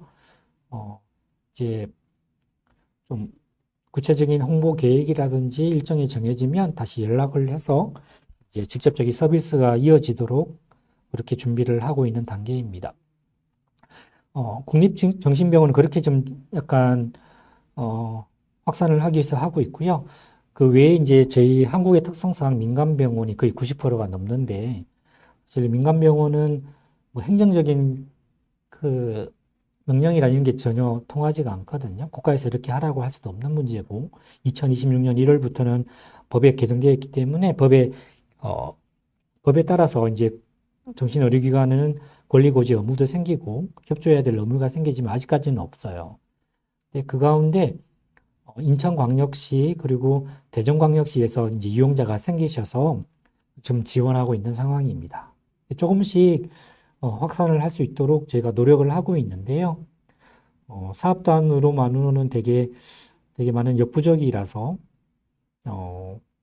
각각 지역에 있는 광역 정신건강복지센터라든지 관계기관들과 좀 협력회의를 통해서 지역에 많이 이 절차 조력 서비스가 알릴 수 있도록 그렇게 홍보 방안을 세우고 실행해 가고 있는 단계입니다. 그래서 여러분 이 교육에 참석하시는 분들이 주로 수도권 주위에 계신 분들이 많으시라 생각을 하는데 물론 수도권도 중요하죠. 그래도 아직 이제 전국 사업이다 보니까 지인분들이 혹시 수도권 권역을 벗어나서 지역에 계시다면 좀 많이 알려주시면 감사하겠습니다. 저희가 항상 그 절차 조력 서비스를 받으시는 분들 이제 종료를 하게 되면 만족도 조사를 실시를 해요. 그래서 크게 5개 항목으로 이제 묻게 되는데 첫 번째 항목이 이제 권리와 치료에 대한 정보 제공, 두 번째 문항이 제대로 의사 반영을 해서 이제 절차 지원이 되었냐, 만족하냐에 대한 질문이고, 그리고 세 번째 의사결정하는데 절차 조력 서비스가 도움이 됐냐, 네 번째가 정서적 지지를 충분히 받았냐, 그리고 다섯 번째 항목이 전체적으로 절차 조력 서비스에 만족하냐에 대한 질문을 이렇게 간략하게 어려움 없도록 5단계로 나눠서 질문을 하고 있고요. 그 결과에 따라서 지금 퍼센테이지가 나와 있는데 대부분 5점 만점에 4.45분들이 절차 조력 서비스에 만족을 하고 계십니다. 그리고 구체적으로는 가장 높은 게 이제 정보 제공에 대한 만족도가 높고 그와 비슷하게 의사 반영에 대한 절차 지원, 의사 결정에 도움이 되었다라는 항목들이 차례로 이제 비슷하게 점수가 나오고 있습니다. 근데 절차 조력 지원 서비스의 목적이 실질적으로 정신의료기관에 이제 비자 입원하신 분들의 권리 행사잖아요. 그 권리 행사에 따라서 자기결정권이 얼마나 반영되도록 지원을 하냐가 관건인데 대체적으로 잘 지원되고 있다고 생각을 하고 있습니다. 그리고 좀 더 보완되어야 될 부분은 역시 그 자기결정권이 있음에도 불구하고 이번 환경에 이번 특성상 내가 권한을 가지고 있지 않은 퇴원에 대한 권한이 행정에 있거나 아니면 보호자한테 있다는 게 관건이거든요. 그러면 그에 따른 의사표현 지원, 그러니까 의사소통이 되게 중요하게 돼요. 어떻게 내가 얘기를 하고 설득력 있게 행정 절차로만 다 문제를 해결할 수 없는 부분이 있기 때문에 그 부분에 대해서 좀 절차 조력인이 좀 더 구체적인 방안과 역할을 좀 가져야 되겠다는 그리고 역량 강화가 필요하다는 생각을 지금도 하고 있는 상황입니다. 실질적으로 저희가 6년간 절차 조력 서비스를 제공하면서 이제 지원받았던 대상자 분들의 한 2분 정도의 예를 가져왔어요. 네. 실질적인 저희가 지원한 실예이고요. 좀 이 설명을 드리면 여러분들이 이렇게 지원을 하고 이런 분들이 입원을 하게 되고 결과를 맺구나 라는 걸 좀 대략적으로나 이해를 하시리라 생각을 합니다. 예, 절차 조력 이야기라고 좀 부드럽게 적었는데요. 나의 질환이 실패가 되지 않도록 라는 제목을 붙였습니다. 이분은 30대 여성의 보호입원 환자시고요. 처음 발병한 거는 외국에서 이제 유학 중이셨죠. 박사과정을 밟으시다가 지도교수와 마찰을 빚고 이제 그 당시가 또 코로나 19였어요. 그래서 뭐 여러 가지 상황이 겹쳐서 이제 중도 포기하고 한국으로 귀국하게 되셨는데 그때 처음으로 이제 발병을 하시게 되고 이때 만났을 때 3번의 비자 입원을 계속 경험을 하셨습니다. 네. 처음 발병해서 입원하실 때 짧게 입원하셨지만 또 지역에 나와셔서 또 재발하시고 하는 그 재발의 기간이 되게 짧았던 경우거든요. 그래서 되게 안타까운 면도 있었습니다. 이분의 지원 기간은 2개월 반 정도 지원을 했었고요. 처음 신청하셔서 만났을 때 느낀 점은 이 이용자는 기본적으로 치료질에 되게 불신이 되게 컸었습니다. 네, 그리고 본인은 사실은 되게 합리적이고 합당하게 했음에도 불구하고 부당하게 입원당했다. 그래서 정신질환은 나에 없다. 그래서 난 약을 안 먹어도 된다는 그런 태도였어요. 그렇다 보니까 이제 보호자분들, 그러니까 가족과 아빠, 엄마하고도 이제 갈등 관계가 되고 또 치료진하고도 늘 갈등 관계에 있던 분이셨습니다. 그래서 이분은 사실은 자기 주장이 강하고 자기 얘기를 많이 주장하시는 분이셨는데요. 병원에 이제 입원하신 분들은 아시겠지만 치료진들, 뭐 주치의를 포함해서 병동에 이제 계시는 간호사분들, 보호사분들이 아마 그렇게 얘기를 들어주거나 공감해주는 경우도 잘 없거든요. 이제 그에 대한 다간 좀 자기 입장과 의견은 수용되지 않는 분위기라고 당연히 느끼셨겠죠. 이제 그리고 그에 따른 불만들이 많고 그에 따른 갈등이 늘 여전히 존재를 했었습니다. 그리고 이분은 입원 기간이 억지로 뭐 보입원 되었다 하더라도 알겠어, 난 입원 기간 중에는 치료를 받겠다라고 했지만 장기 입원으로 이어지는 거에 대해 되게 걱정이 있었습니다. 왜냐하면 이분은 자기의 그 인생 계획에서 중도에 이제 박사과정 밟다가 이제 중도 포기하셨지만 전공을 바꿔서 다시 유학을 하실 계획을 가지고 계셨거든요. 네. 그렇다 보니까 이제 유학 계획에 있어서 중요한 학회가 보통 이맘때쯤 딱 이 시기네요. 9월달, 10월달 시기인데 한참 학회가 많이 열리잖아요. 다양한 분야에서 가을에. 거기에서 자기가 이제 프로포절을 하고 학회 발표를 결정이 되었나 봐요. 그래서 입원 중인데 실제로 이제 학회 열리는 나라에 가서 발표를 해야 되는데 아무리 내가 치료 중에 있다 하더라도 지금 안장이 되었고 내 인생에 치료도 중요하지만 나의 꿈이 있는데 그걸 계속 위해서 달려왔는데 단지 치료 때문에 포기해야 된다는 것에 대한 되게 불만과 상실감이 걱정이 많았죠. 불안도 컸고. 근데 그에 대한 계속 의견 조율을 저희가 지원을 했었습니다. 그래서 이분은 권리 청구는 어떤 걸 했냐면 인신보호구제 청구를 하셨어요. 그래서 직접 법원에 동행을 하고 지원을 했었고요. 항고도 같이 했었습니다. 그리고 퇴원 등 및 처우개선 심사 청구도 했었는데 1차 결과가 나오고 재심사 청구는 안 했습니다. 그때. 왜냐하면 그 사이에 이제 퇴원을 하게 되었는데요. 이 퇴원을 하게 된 구체적인 거는 계속 환자분이 퇴원 요청을 하셨고 또 되게 합리적으로 근거가 있게 하시고 치료진도 그에 대한 좀 수긍적인 분위기셨고요. 그리고 아버님이 약간 좀 되게 지지적인 분이셨어요. 네, 아버님께서 주 보호자셨는데 좀 지지적인 분이셔서 사실은 제가 담당자였는데 환자분이랑 저랑 아버님 3명 같이 만나서 같이 외출해서 찻집에서 의견 조율을 했습니다. 네. 물론 아버님은 완고하게 계속 약 중단해서 재발하니까 약물 치료 더 하자라고 이제 계속 주장을 하셨지만 이제 환자분은 본인의 생각 계획들이 있으니까 계속 일방적으로 이제 계속 상충되는 거죠. 그런 대립 관계에 있었는데 그걸 조금이나마 아버님이 이해하고 좀 더 지지적으로 할 수 있도록 저희가 중간자 역할을 했었고요. 그걸 통해서 결과적으로는 퇴원을 하게 됩니다. 사실 퇴원하고 나면 저희 절차 조력인의 역할은 끝납니다. 네, 좀 전에 말씀드린 것처럼 입원 기간 중에만 절차 보조 서비스를 제공하기 때문에 즉 끝나게 되는데요.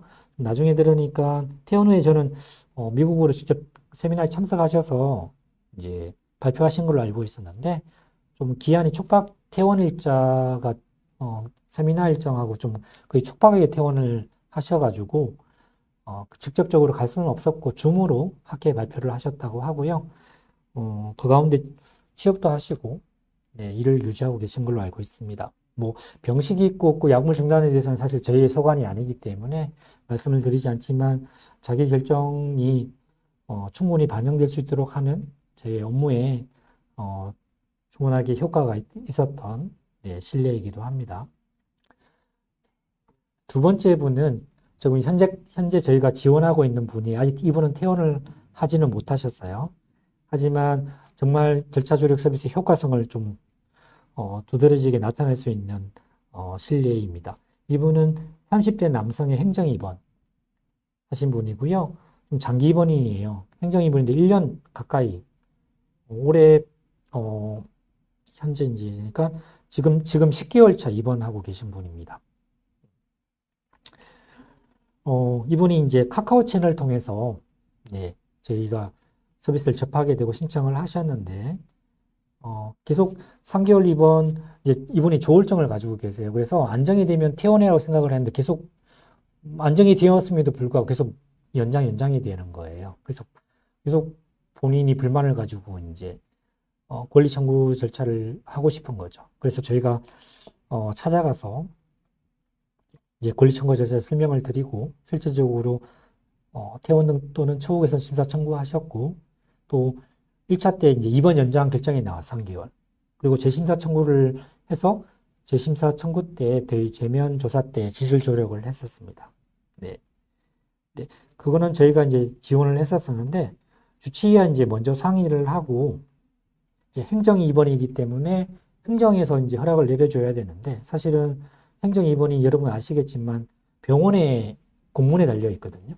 병원에서 그 행정 입원 만기일에 별다른 조치가 없으면 퇴원이 되지만 연장을 하려고 그러면 주치의 소견에 들어가야 되는데 결국은 행정이 담당하지만 주치의 소견에 100% 의지하게 됩니다.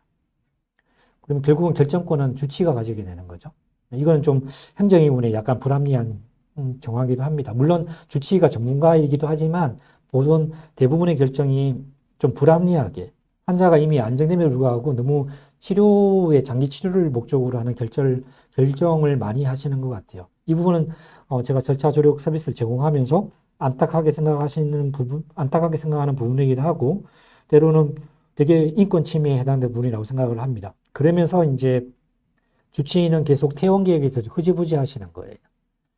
그럴 때는 역시 권리 절차를 청구하는 게 가장 빠른 길이고 효과성이 크다고 판단을 해서 이분이 직접 청구를 하게 되는데 처음 1차적으로 퇴원 등 처우 개선 심사 청구 때는 입원 유지가 됩니다. 그리고 재심사 청구 때 대면 조사 때 제가 담당이었는데 진술 조력을 하게 되고 그 결과가 나왔는데 입원 유지가 아니고 3개월 내 만기 때 퇴원 조치 결정을 내려졌습니다. 그러니까 3개월 만기 때 퇴원을 한 거거든요. 그러면 1년이 딱 되는 거예요. 되게 부당한 장기 입원이 되는 거죠.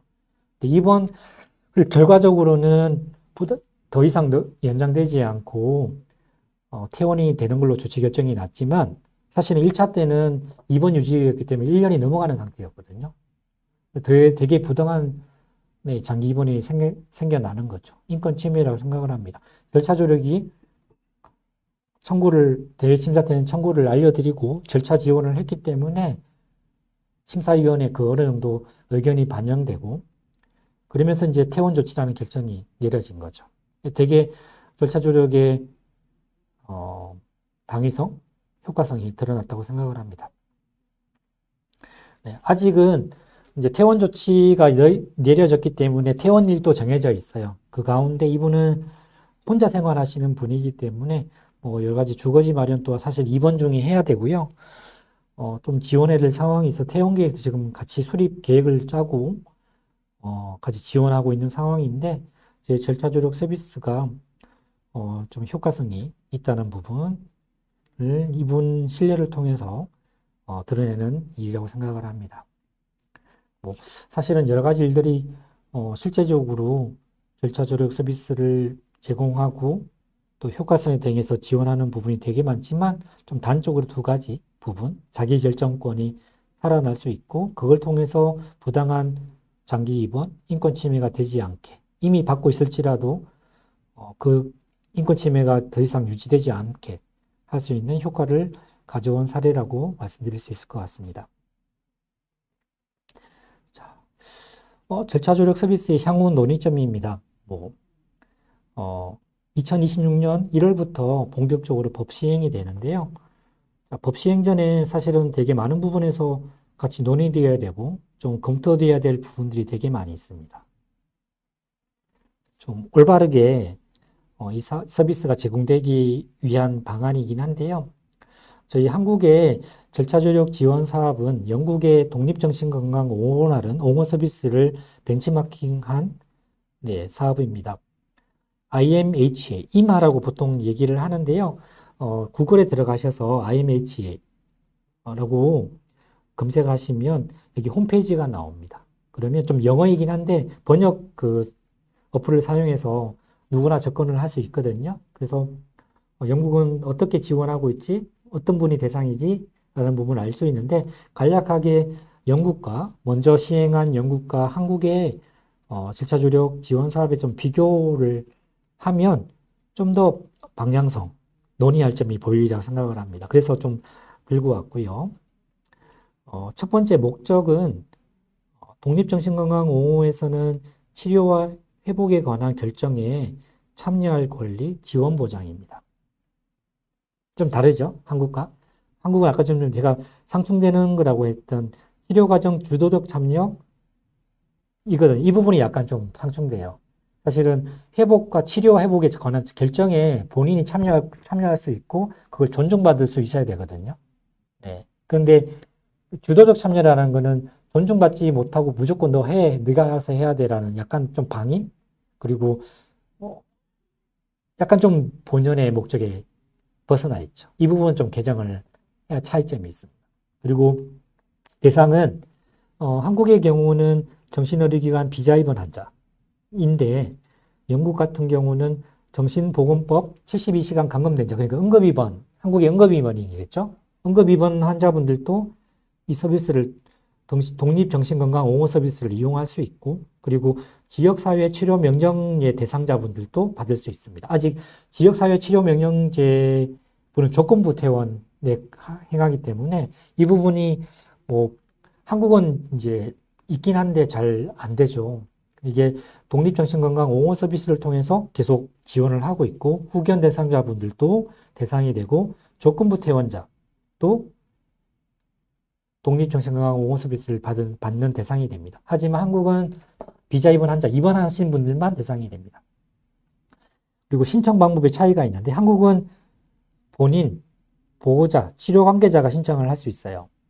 근데 영국은 병원에서 고지할 의무를 가지고 옵트아웃이라는 방식을 적용합니다. 옵트아웃이라는 게 뭐냐면 이거는 비자 입원하시는 분들, 아까 대상자 있잖아요. 앞에서 봤던 대상자분들이 본인이 신청하지 않더라도 여기 대상자가 되시면 무조건 자동적으로 독립정신건강옹호 사업단의 신청자가 되는 겁니다. 그리고 내가 본인이 거부하면 제외가 되고 거부하지 않는 한 서비스를 받을 수 있는 조건입니다. 근데 한국은 아직까지 신청제인 거죠. 그리고 지원 내용은 좀 비슷합니다. 네. 그리고 수행 기간은 영국은 비영리 단체, 그리고 의료진 및 정부에 고용된 정신건강 전문가로부터 독립된 지위에 있는 분들이 활동을 할 수 있고 한국은 아직까지 비영리법이긴 한데 하나가 광역정신건강복지센터를 넣었어요. 네, 시범사업 기간에. 여기에 차이점이 있습니다.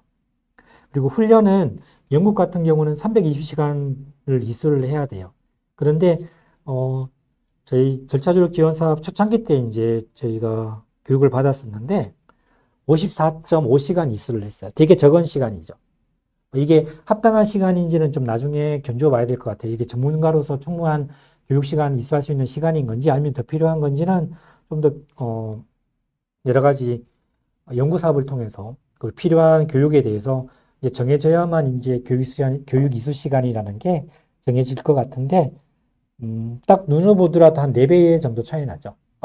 4배가 아니죠. 6배죠. 6배 정도 차이가 나는데 이 정도의 교육 훈련 시간이 차이가 납니다. 대충 차이점을 보시면 우리가 전문 영역으로서 어떻게 환자분들을 좀 더 권리용하고 절차 조력을 하기 위해서 필요한지에 대한 확연한 차이점이 이렇게 나타나리라 생각을 합니다. 그러면 과제라든지 방향에 대해서 좀 생각을 할 수 있을 것 같아요. 제가 생각한 과제 및 방향입니다. 여러분들은 또 다른 시각에서 볼 수 있을 것 같아요. 네. 혹시 생각하시면서 좀 차이점 있으시면 채팅창에 올려주시면 공부가 될 것 같아요. 저도 좀 공부가 될 것 같습니다. 수행기간은 저희는 영국처럼 비영리법인, 독립된 지위의 절차 조력이니 권익공호이기 때문에 해야 되고요. 지금 현재 저희 절차 조력 지원 사업단에 지금 수행기관은 파도송과 저희 사회적 협동조리당 그 비영리법인입니다. 하고 있지만 초창기에는 광역정신건강복지센터가 운영을 했었어요. 그런데 광역정신건강복지센터는 사실은 이 사업을 할 수 있는 독립된 지위가 아니에요. 국가 사업을 하고 있잖아요. 그리고 심지어 광역정신건강복지센터가 응급 입원을 해요. 시켜요. 그러니까 얼마나 상충이 돼요. 입원시키는 자가 권익공헌을 한다? 말이 안 되죠. 이 부분 좀 약간 개정을 해야 될 것 같습니다. 그리고 절차 조력인이 이제 처음에 38조 2의 그 기능들을 그게 권한이긴 하죠. 명시를 했는데 시행령 시행규칙에 좀 더 자세하게 아마 더 좀 구체적인 법조항이 진술이 돼야 되지 않을까? 그래서 좀 여러 가지 지혜로운 지혜가 모여야 되지 않을까 생각을 합니다. 사실 절차 조력인이 왜 권한을 명시해야 되냐고 생각을 하냐면 여태까지 많은 분들이 뭐 공감하실 생각을 하는데 뭐 국립병원, 국공립병원을 제외한 민간병원이 한국은 90%를 넘기 때문에 개인 사업장이에요. 근데 절차 조력인이 절차 서비스를 제공하자 했을 때 그냥 환자분이 신청함에도 불구하고 막아버리는 거거든요. 면회권 자체를 허용이 안 됐어요. 분명히 정신건강복지법에서는 면회통신권에 제한을 두지 말라고 했거든요. 근데 면목상으로는 치료에 방해된다고 이제 면회권을 제한을 하는데 실상으로는 그게 아닌 거죠. 네. 부당한 서비스 제한이에요. 그래서 여기에 관한 권한이라는 것은 면회권, 절차 보조, 절차 조력 서비스가 환자분이 신청을 하면 100% 서비스를 제공할 수 있도록 하는 권한이에요. 이 부분이 명시되어야 된다고 저는 생각을 해요. 그리고 오른쪽으로 보시면 시계 방향으로 돌게요. 서비스의 접근성의 향상인데 현재 제가 좀 전에 말씀드린 것처럼 한국의 절차 조력 서비스는 환자분이 본인이 신청을 해야만 받을 수 있어요. 물론 보호자, 치료 관계자가 신청을 하는 경우가 있지만 환자가 자기가 받기 싫다 그러면 안 받을 수 있는 거거든요. 근데 영국 같은 경우는 비자 입원하는 동시에 독립정신건강 옹호 서비스의 대상자라면 처음에는 본인의 결정 필요 없이 무조건 제공이 돼요. 그 다음 차후에 본인이 필요 없다 그러면 빠질 수 있는 부분이거든요. 이거는 권익공호는 보장성 서비스가 되어야 된다고 생각을 해요. 그래서 이 부분은 좀 아직까지는 합의와 협의 단계를 거쳐야 되겠지만 언젠가는 비자 입원과 동시에 자동적으로 절차 조력 서비스의 대상이 되어야 된다는 생각을 하고 있고요. 그리고 권리고지에 당연하게 받음과 동시에 대면 신청. 만약 자동으로 신청이 안 된다면 최소한 권리고지에 신청란의 체크를 통해서 간단하게 할 수 있는 것들을 고려해서 만들어야 되지 않을까? 이 부분은 보건복지와 지속적으로 좀 얘기를 하려고 생각을 하고 있습니다. 네, 그 다음 세 번째가 이제 사업단의 인력 구조화입니다. 사실은 절차 조력 서비스를 잘 제공하기 위해서는 충분한 인력이 있어야 되겠죠. 네. 그러면 사업단을 어떤 식으로 구성할 건지, 어떤 규모로 만들 건지, 그에 대한 예산을 어떻게 책정을 할 건지가 되게 중요하잖아요. 현재로서는 전국을 커버하기 힘들거든요. 저 6명으로 어떻게 커버를 해요? 말이 안 되죠.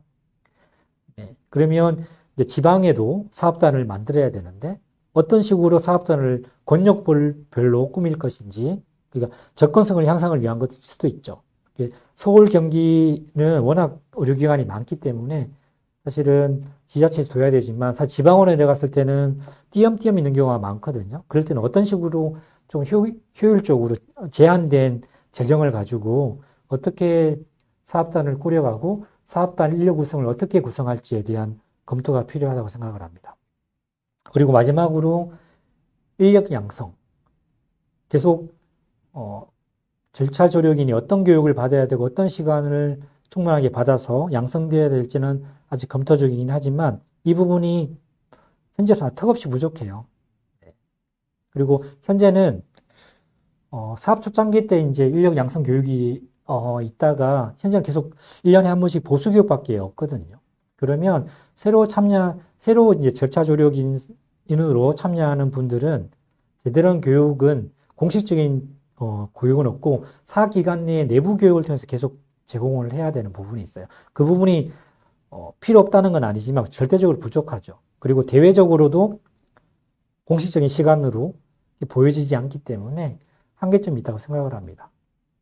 그렇기 때문에 좀 더 충분한 교육 시간과 과정을 밟아서 전문성 확보가 필요한 거죠. 그래야 이 서비스를 받으시는 분, 그리고 이 서비스를 제공하고자 참여하시는 분들이 전문가로서 인정을 받고 활동할 수 있다고 생각을 합니다.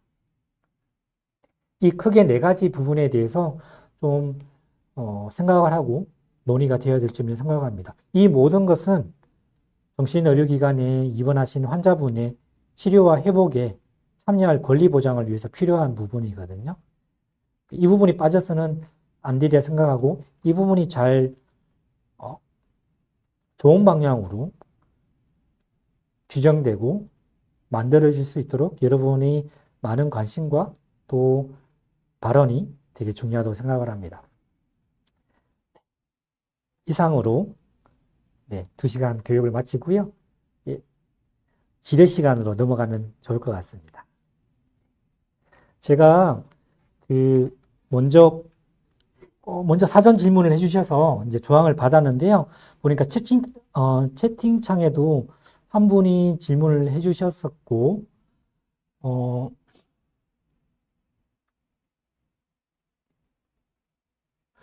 두 번째도 계시네요. 그죠? 두 분, EUNG, 분이 또 질문을 해주셨는데 차례차례 제가 답변을 하도록 하겠습니다. 먼저 사전 질의하신 분들 먼저, 강의 시간에 제가 드렸던 해소가 되셨으리라 생각하는 질문은 제외를 하고 좀 보충 설명이 필요하거나 좀 제가 말씀을 드리지 않은 부분에 대해서는 질문에 먼저 답변을 하고 채팅창에 주신 질문을 그 다음 답변을 하도록 하겠습니다. 괜찮으시겠죠? 네. 먼저 사전 질문에 대해서 답변을 드리겠습니다. 절차 조력 서비스가 당사자에게 미치는 효과의 예시라고 말씀을 드렸는데 좀 전에 신뢰를 제가 드렸었거든요. 근데 그 부분을 통해서 좀 어느 정도 답변이 되었으리라 생각을 하고요. 그 외에 이제 뭐 예시라기보다는 가장 중요한 목적은 권리 절차의 결과가 되게 중요하긴 하지만 그걸 통해서 해소하는 부분이 되게 많은 것 같습니다. 왜냐하면 여태까지는 자기 의견을 들어주는 사람도 없을 뿐더러 권리 청구 절차에 있었다는 것들을 제대로 청구를 하지도 못했고 그걸 한번 절차를 밟음으로써 사실 결과는 입원 유지라는 걸 본인도 어림짐작 알고 있는 부분이 되게 많거든요. 왠지 안 될 것 같아. 아직은 더 치료가 필요한 것 같아라고 본인 주장을 하지만 인간인지라 다 생각을 하시고 판단을 하시잖아요. 결과와 상관없이 내가 그 청구 절차를 통해서 나의 불만족한 부분, 내가 얘기하고 싶은 부분, 하고 싶었던 부분에 대해서 해소하는 경우가 되게 많아서 그때부터 되게 표정이 밝아지시는 분이 되게 많습니다. 그런 효과가 있는 것 같아요. 자기 결정권을 결과에 상관없이 행사를 했냐 안 했냐. 그분이 행사하게 됐다는 건 날 존중받았다는 의미이기도 하거든요. 그 부분이 되게 큰 효과. 그리고 다음에 자기 결정권을 행사할 때 불안해하지 않고 두려워하지 않고 할 수 있다는 게 이어지는 것 같습니다. 네, 그 다음 질문인데요. 절차 조력은 누가 하는지라고 질문을 해주셨는데 현재 지침상으로는 정신건강 전문요원, 사회복지사, 인권단체에서 경험이 있는 분, 그리고 동료 지원과 양성 과정을 이수하시고 실제적으로 동료 지원가로서 활동하신 경험이 있으신 분을 고용하도록 되어 있습니다. 지침상으로 그래요. 네. 그렇게 절차 조력 지원 사업단의 채용 공고가 났을 때 지원을 할 수 있고요. 그렇게 해서 해당이 되시면 면접을 보시고 채용되는 경우가 있습니다. 어, 절차 조력 서비스가 실제 어느 정도로 이루어지는지라고 질문해 주셨는데, 어, 이게 실제 어느 정도로 이루어지는 게 이게 양을 말씀하시는 건지 질을 말씀하시는 건지 약간 애매한 부분이 있는데, 양으로 말씀을 드리면, 지금 좀 전에 말씀드린 것처럼 저희 경기도, 작년까지 경기도 중심만 했었기 때문에 아직까지는 경기도가 많고요. 점점 인천에도 생겼고, 이제 대전 광주에 생겼는데 앞으로 춘천이라든지 저희가 담당하는 타 지역에서 이제 점점 서비스를 제공할 예정인데, 어, 작년은 100명의 이제 환자분을 지원을 했었고요. 지금 올해는 8월 말 현재로 실제 서비스를 제공받으신 분들은 50명 정도 되는 것 같습니다. 네. 50명 정도. 네, 정도 지금 제공을 받으셨고 현재도 제공받으시는 분이 계십니다. 네, 토탈해서 실인원이 50명 정도 되는 것 같습니다. 네, 이 정도면 될까요? 실제적으로 이제 받으시는 서비스는 좀 전에 설명드렸던 그런 구체적인 서비스를 제공을 하고 있어서 이제 질적인 부분은 이제 그 부분 참고하시면 좋을 것 같습니다. 절차 조력인 활동을 하려면 기관에 되어 있어야 하는지에 대해서 질문해 주셨는데요. 네, 절차 조력 사업단에 소속되어서 활동을 할 수 있습니다. 아직까지는 뭐 다른 기관에서 위탁 업무가 받지 않으시고 개인적으로 활동할 수 있는 부분이 없습니다. 네, 소속되어야만 절차 조력 지원 사업단에 절차 조력인으로서 소속되어야 되만 계약을 해야만 활동을 할 수 있습니다. 그러면 제 사전 질문은 여기까지고요. 채팅창에 올라왔던 질문이 있는데 답변을 하도록 하겠습니다.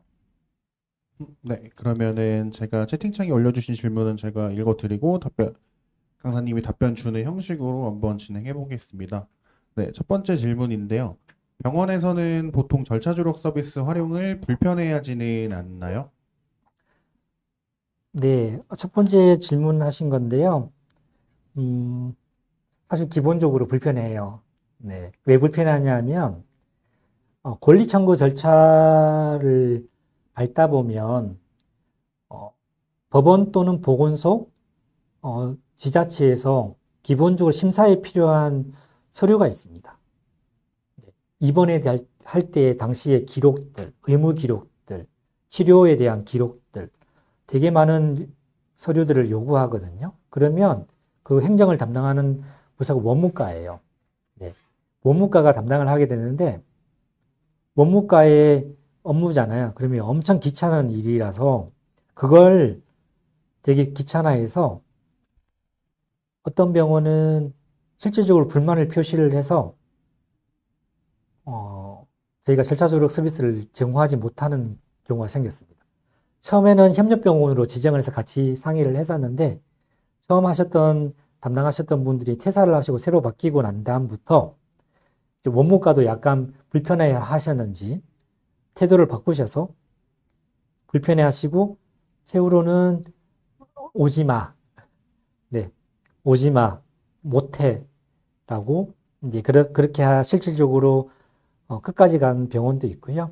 기본적으로 불편하지만 저희가 제공했던 그 병원은 여기에 대해서 저한테 불만을 표시는 하지 않으셨어요. 단지 이런 어려움이 있다라고 이제 협력회의를 했을 때 이제 그런 약간 고충이라는 식으로 말씀을 하신 적은 있습니다.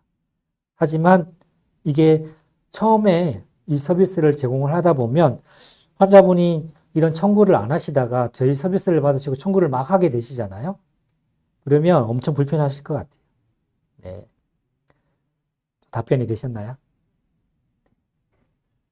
네, 두 번째 질문인데요. 교육 내용 중에 아홉 번째 챕터에 나의 질환이 실패가 되지 않도록 사례 설명하는 부분이 있는데, 네, 그 부분에서 강사님이 병식이 있건 없건은 우리의 소관이 아니기 때문에라고 설명을 해주셨는데, 환자가 증상이 심할 경우 병식이 없고 자타의 위험성이 있는 등의 분명하게 치료가 필요한 상황일 경우 환자의 퇴원을 위해 절차 조, 절차 지, 절차 조력 서비스 사업을 요청할 경우 절차 조력인이 퇴원에 대해 지원을 하게 되는 상황일까요?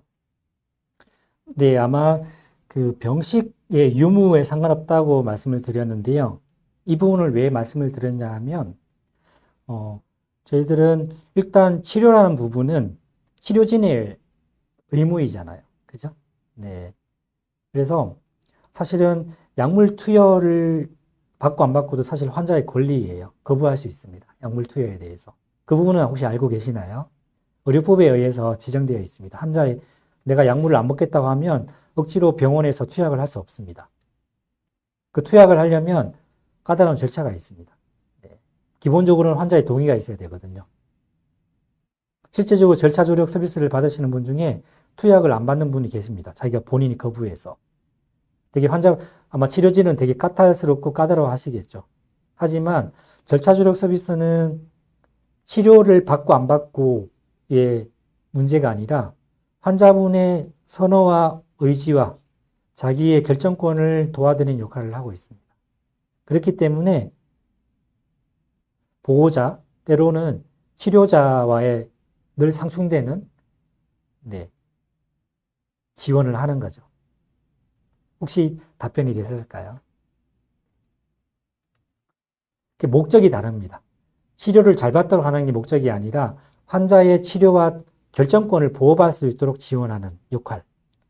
좀 전에 저희 논의 방향성 때 왜 제가 이거는 절차 조력 서비스의 방향과 주도적 치료는 누구나 바라는 거겠지만 절차 조력 서비스를 통해서 주도적 치료를 받을 수 있는 권한은 아무도 없습니다.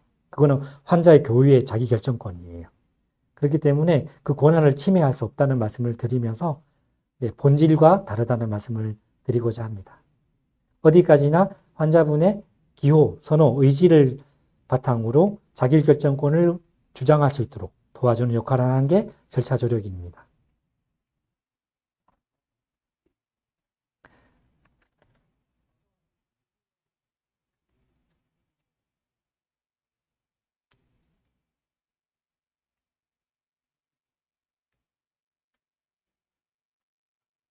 네, 그래서 이제 제가 받은 질문은 끝난 것 같은데요. 2시간 동안 교육 받으시라고 대단히 고생 많으셨습니다.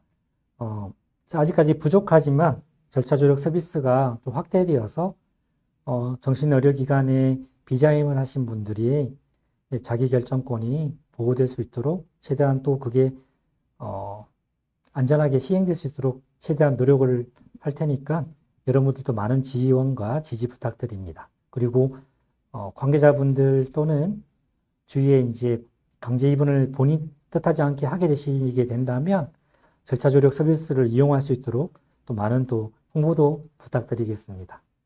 감사합니다. 다음에 또 기회가 되면 뵙겠습니다. 수고하셨습니다. 네, 오늘 저희가 준비한 교육은 여기까지입니다. 참여해주신 모든 분들 너무 감사드리고요. 앞으로 더욱 양질의 교육을 진행하기 위해서 만족도 조사를 진행할 예정입니다. 문자 메시지를 통한 링크로 발송을 드릴 테니까 많은 참여 부탁드리고요. 수료증이 필요하신 분들의 만족도 조사지에 이메일 작성해 주시면은 제가 일주일 안으로 메일로 발송 드리도록 하겠습니다. 그리고 오는 11월에도 다른 주제로 교육이 더 예정되어 있으니 많은 참여 부탁드리겠습니다. 네, 감사합니다. 마치겠습니다.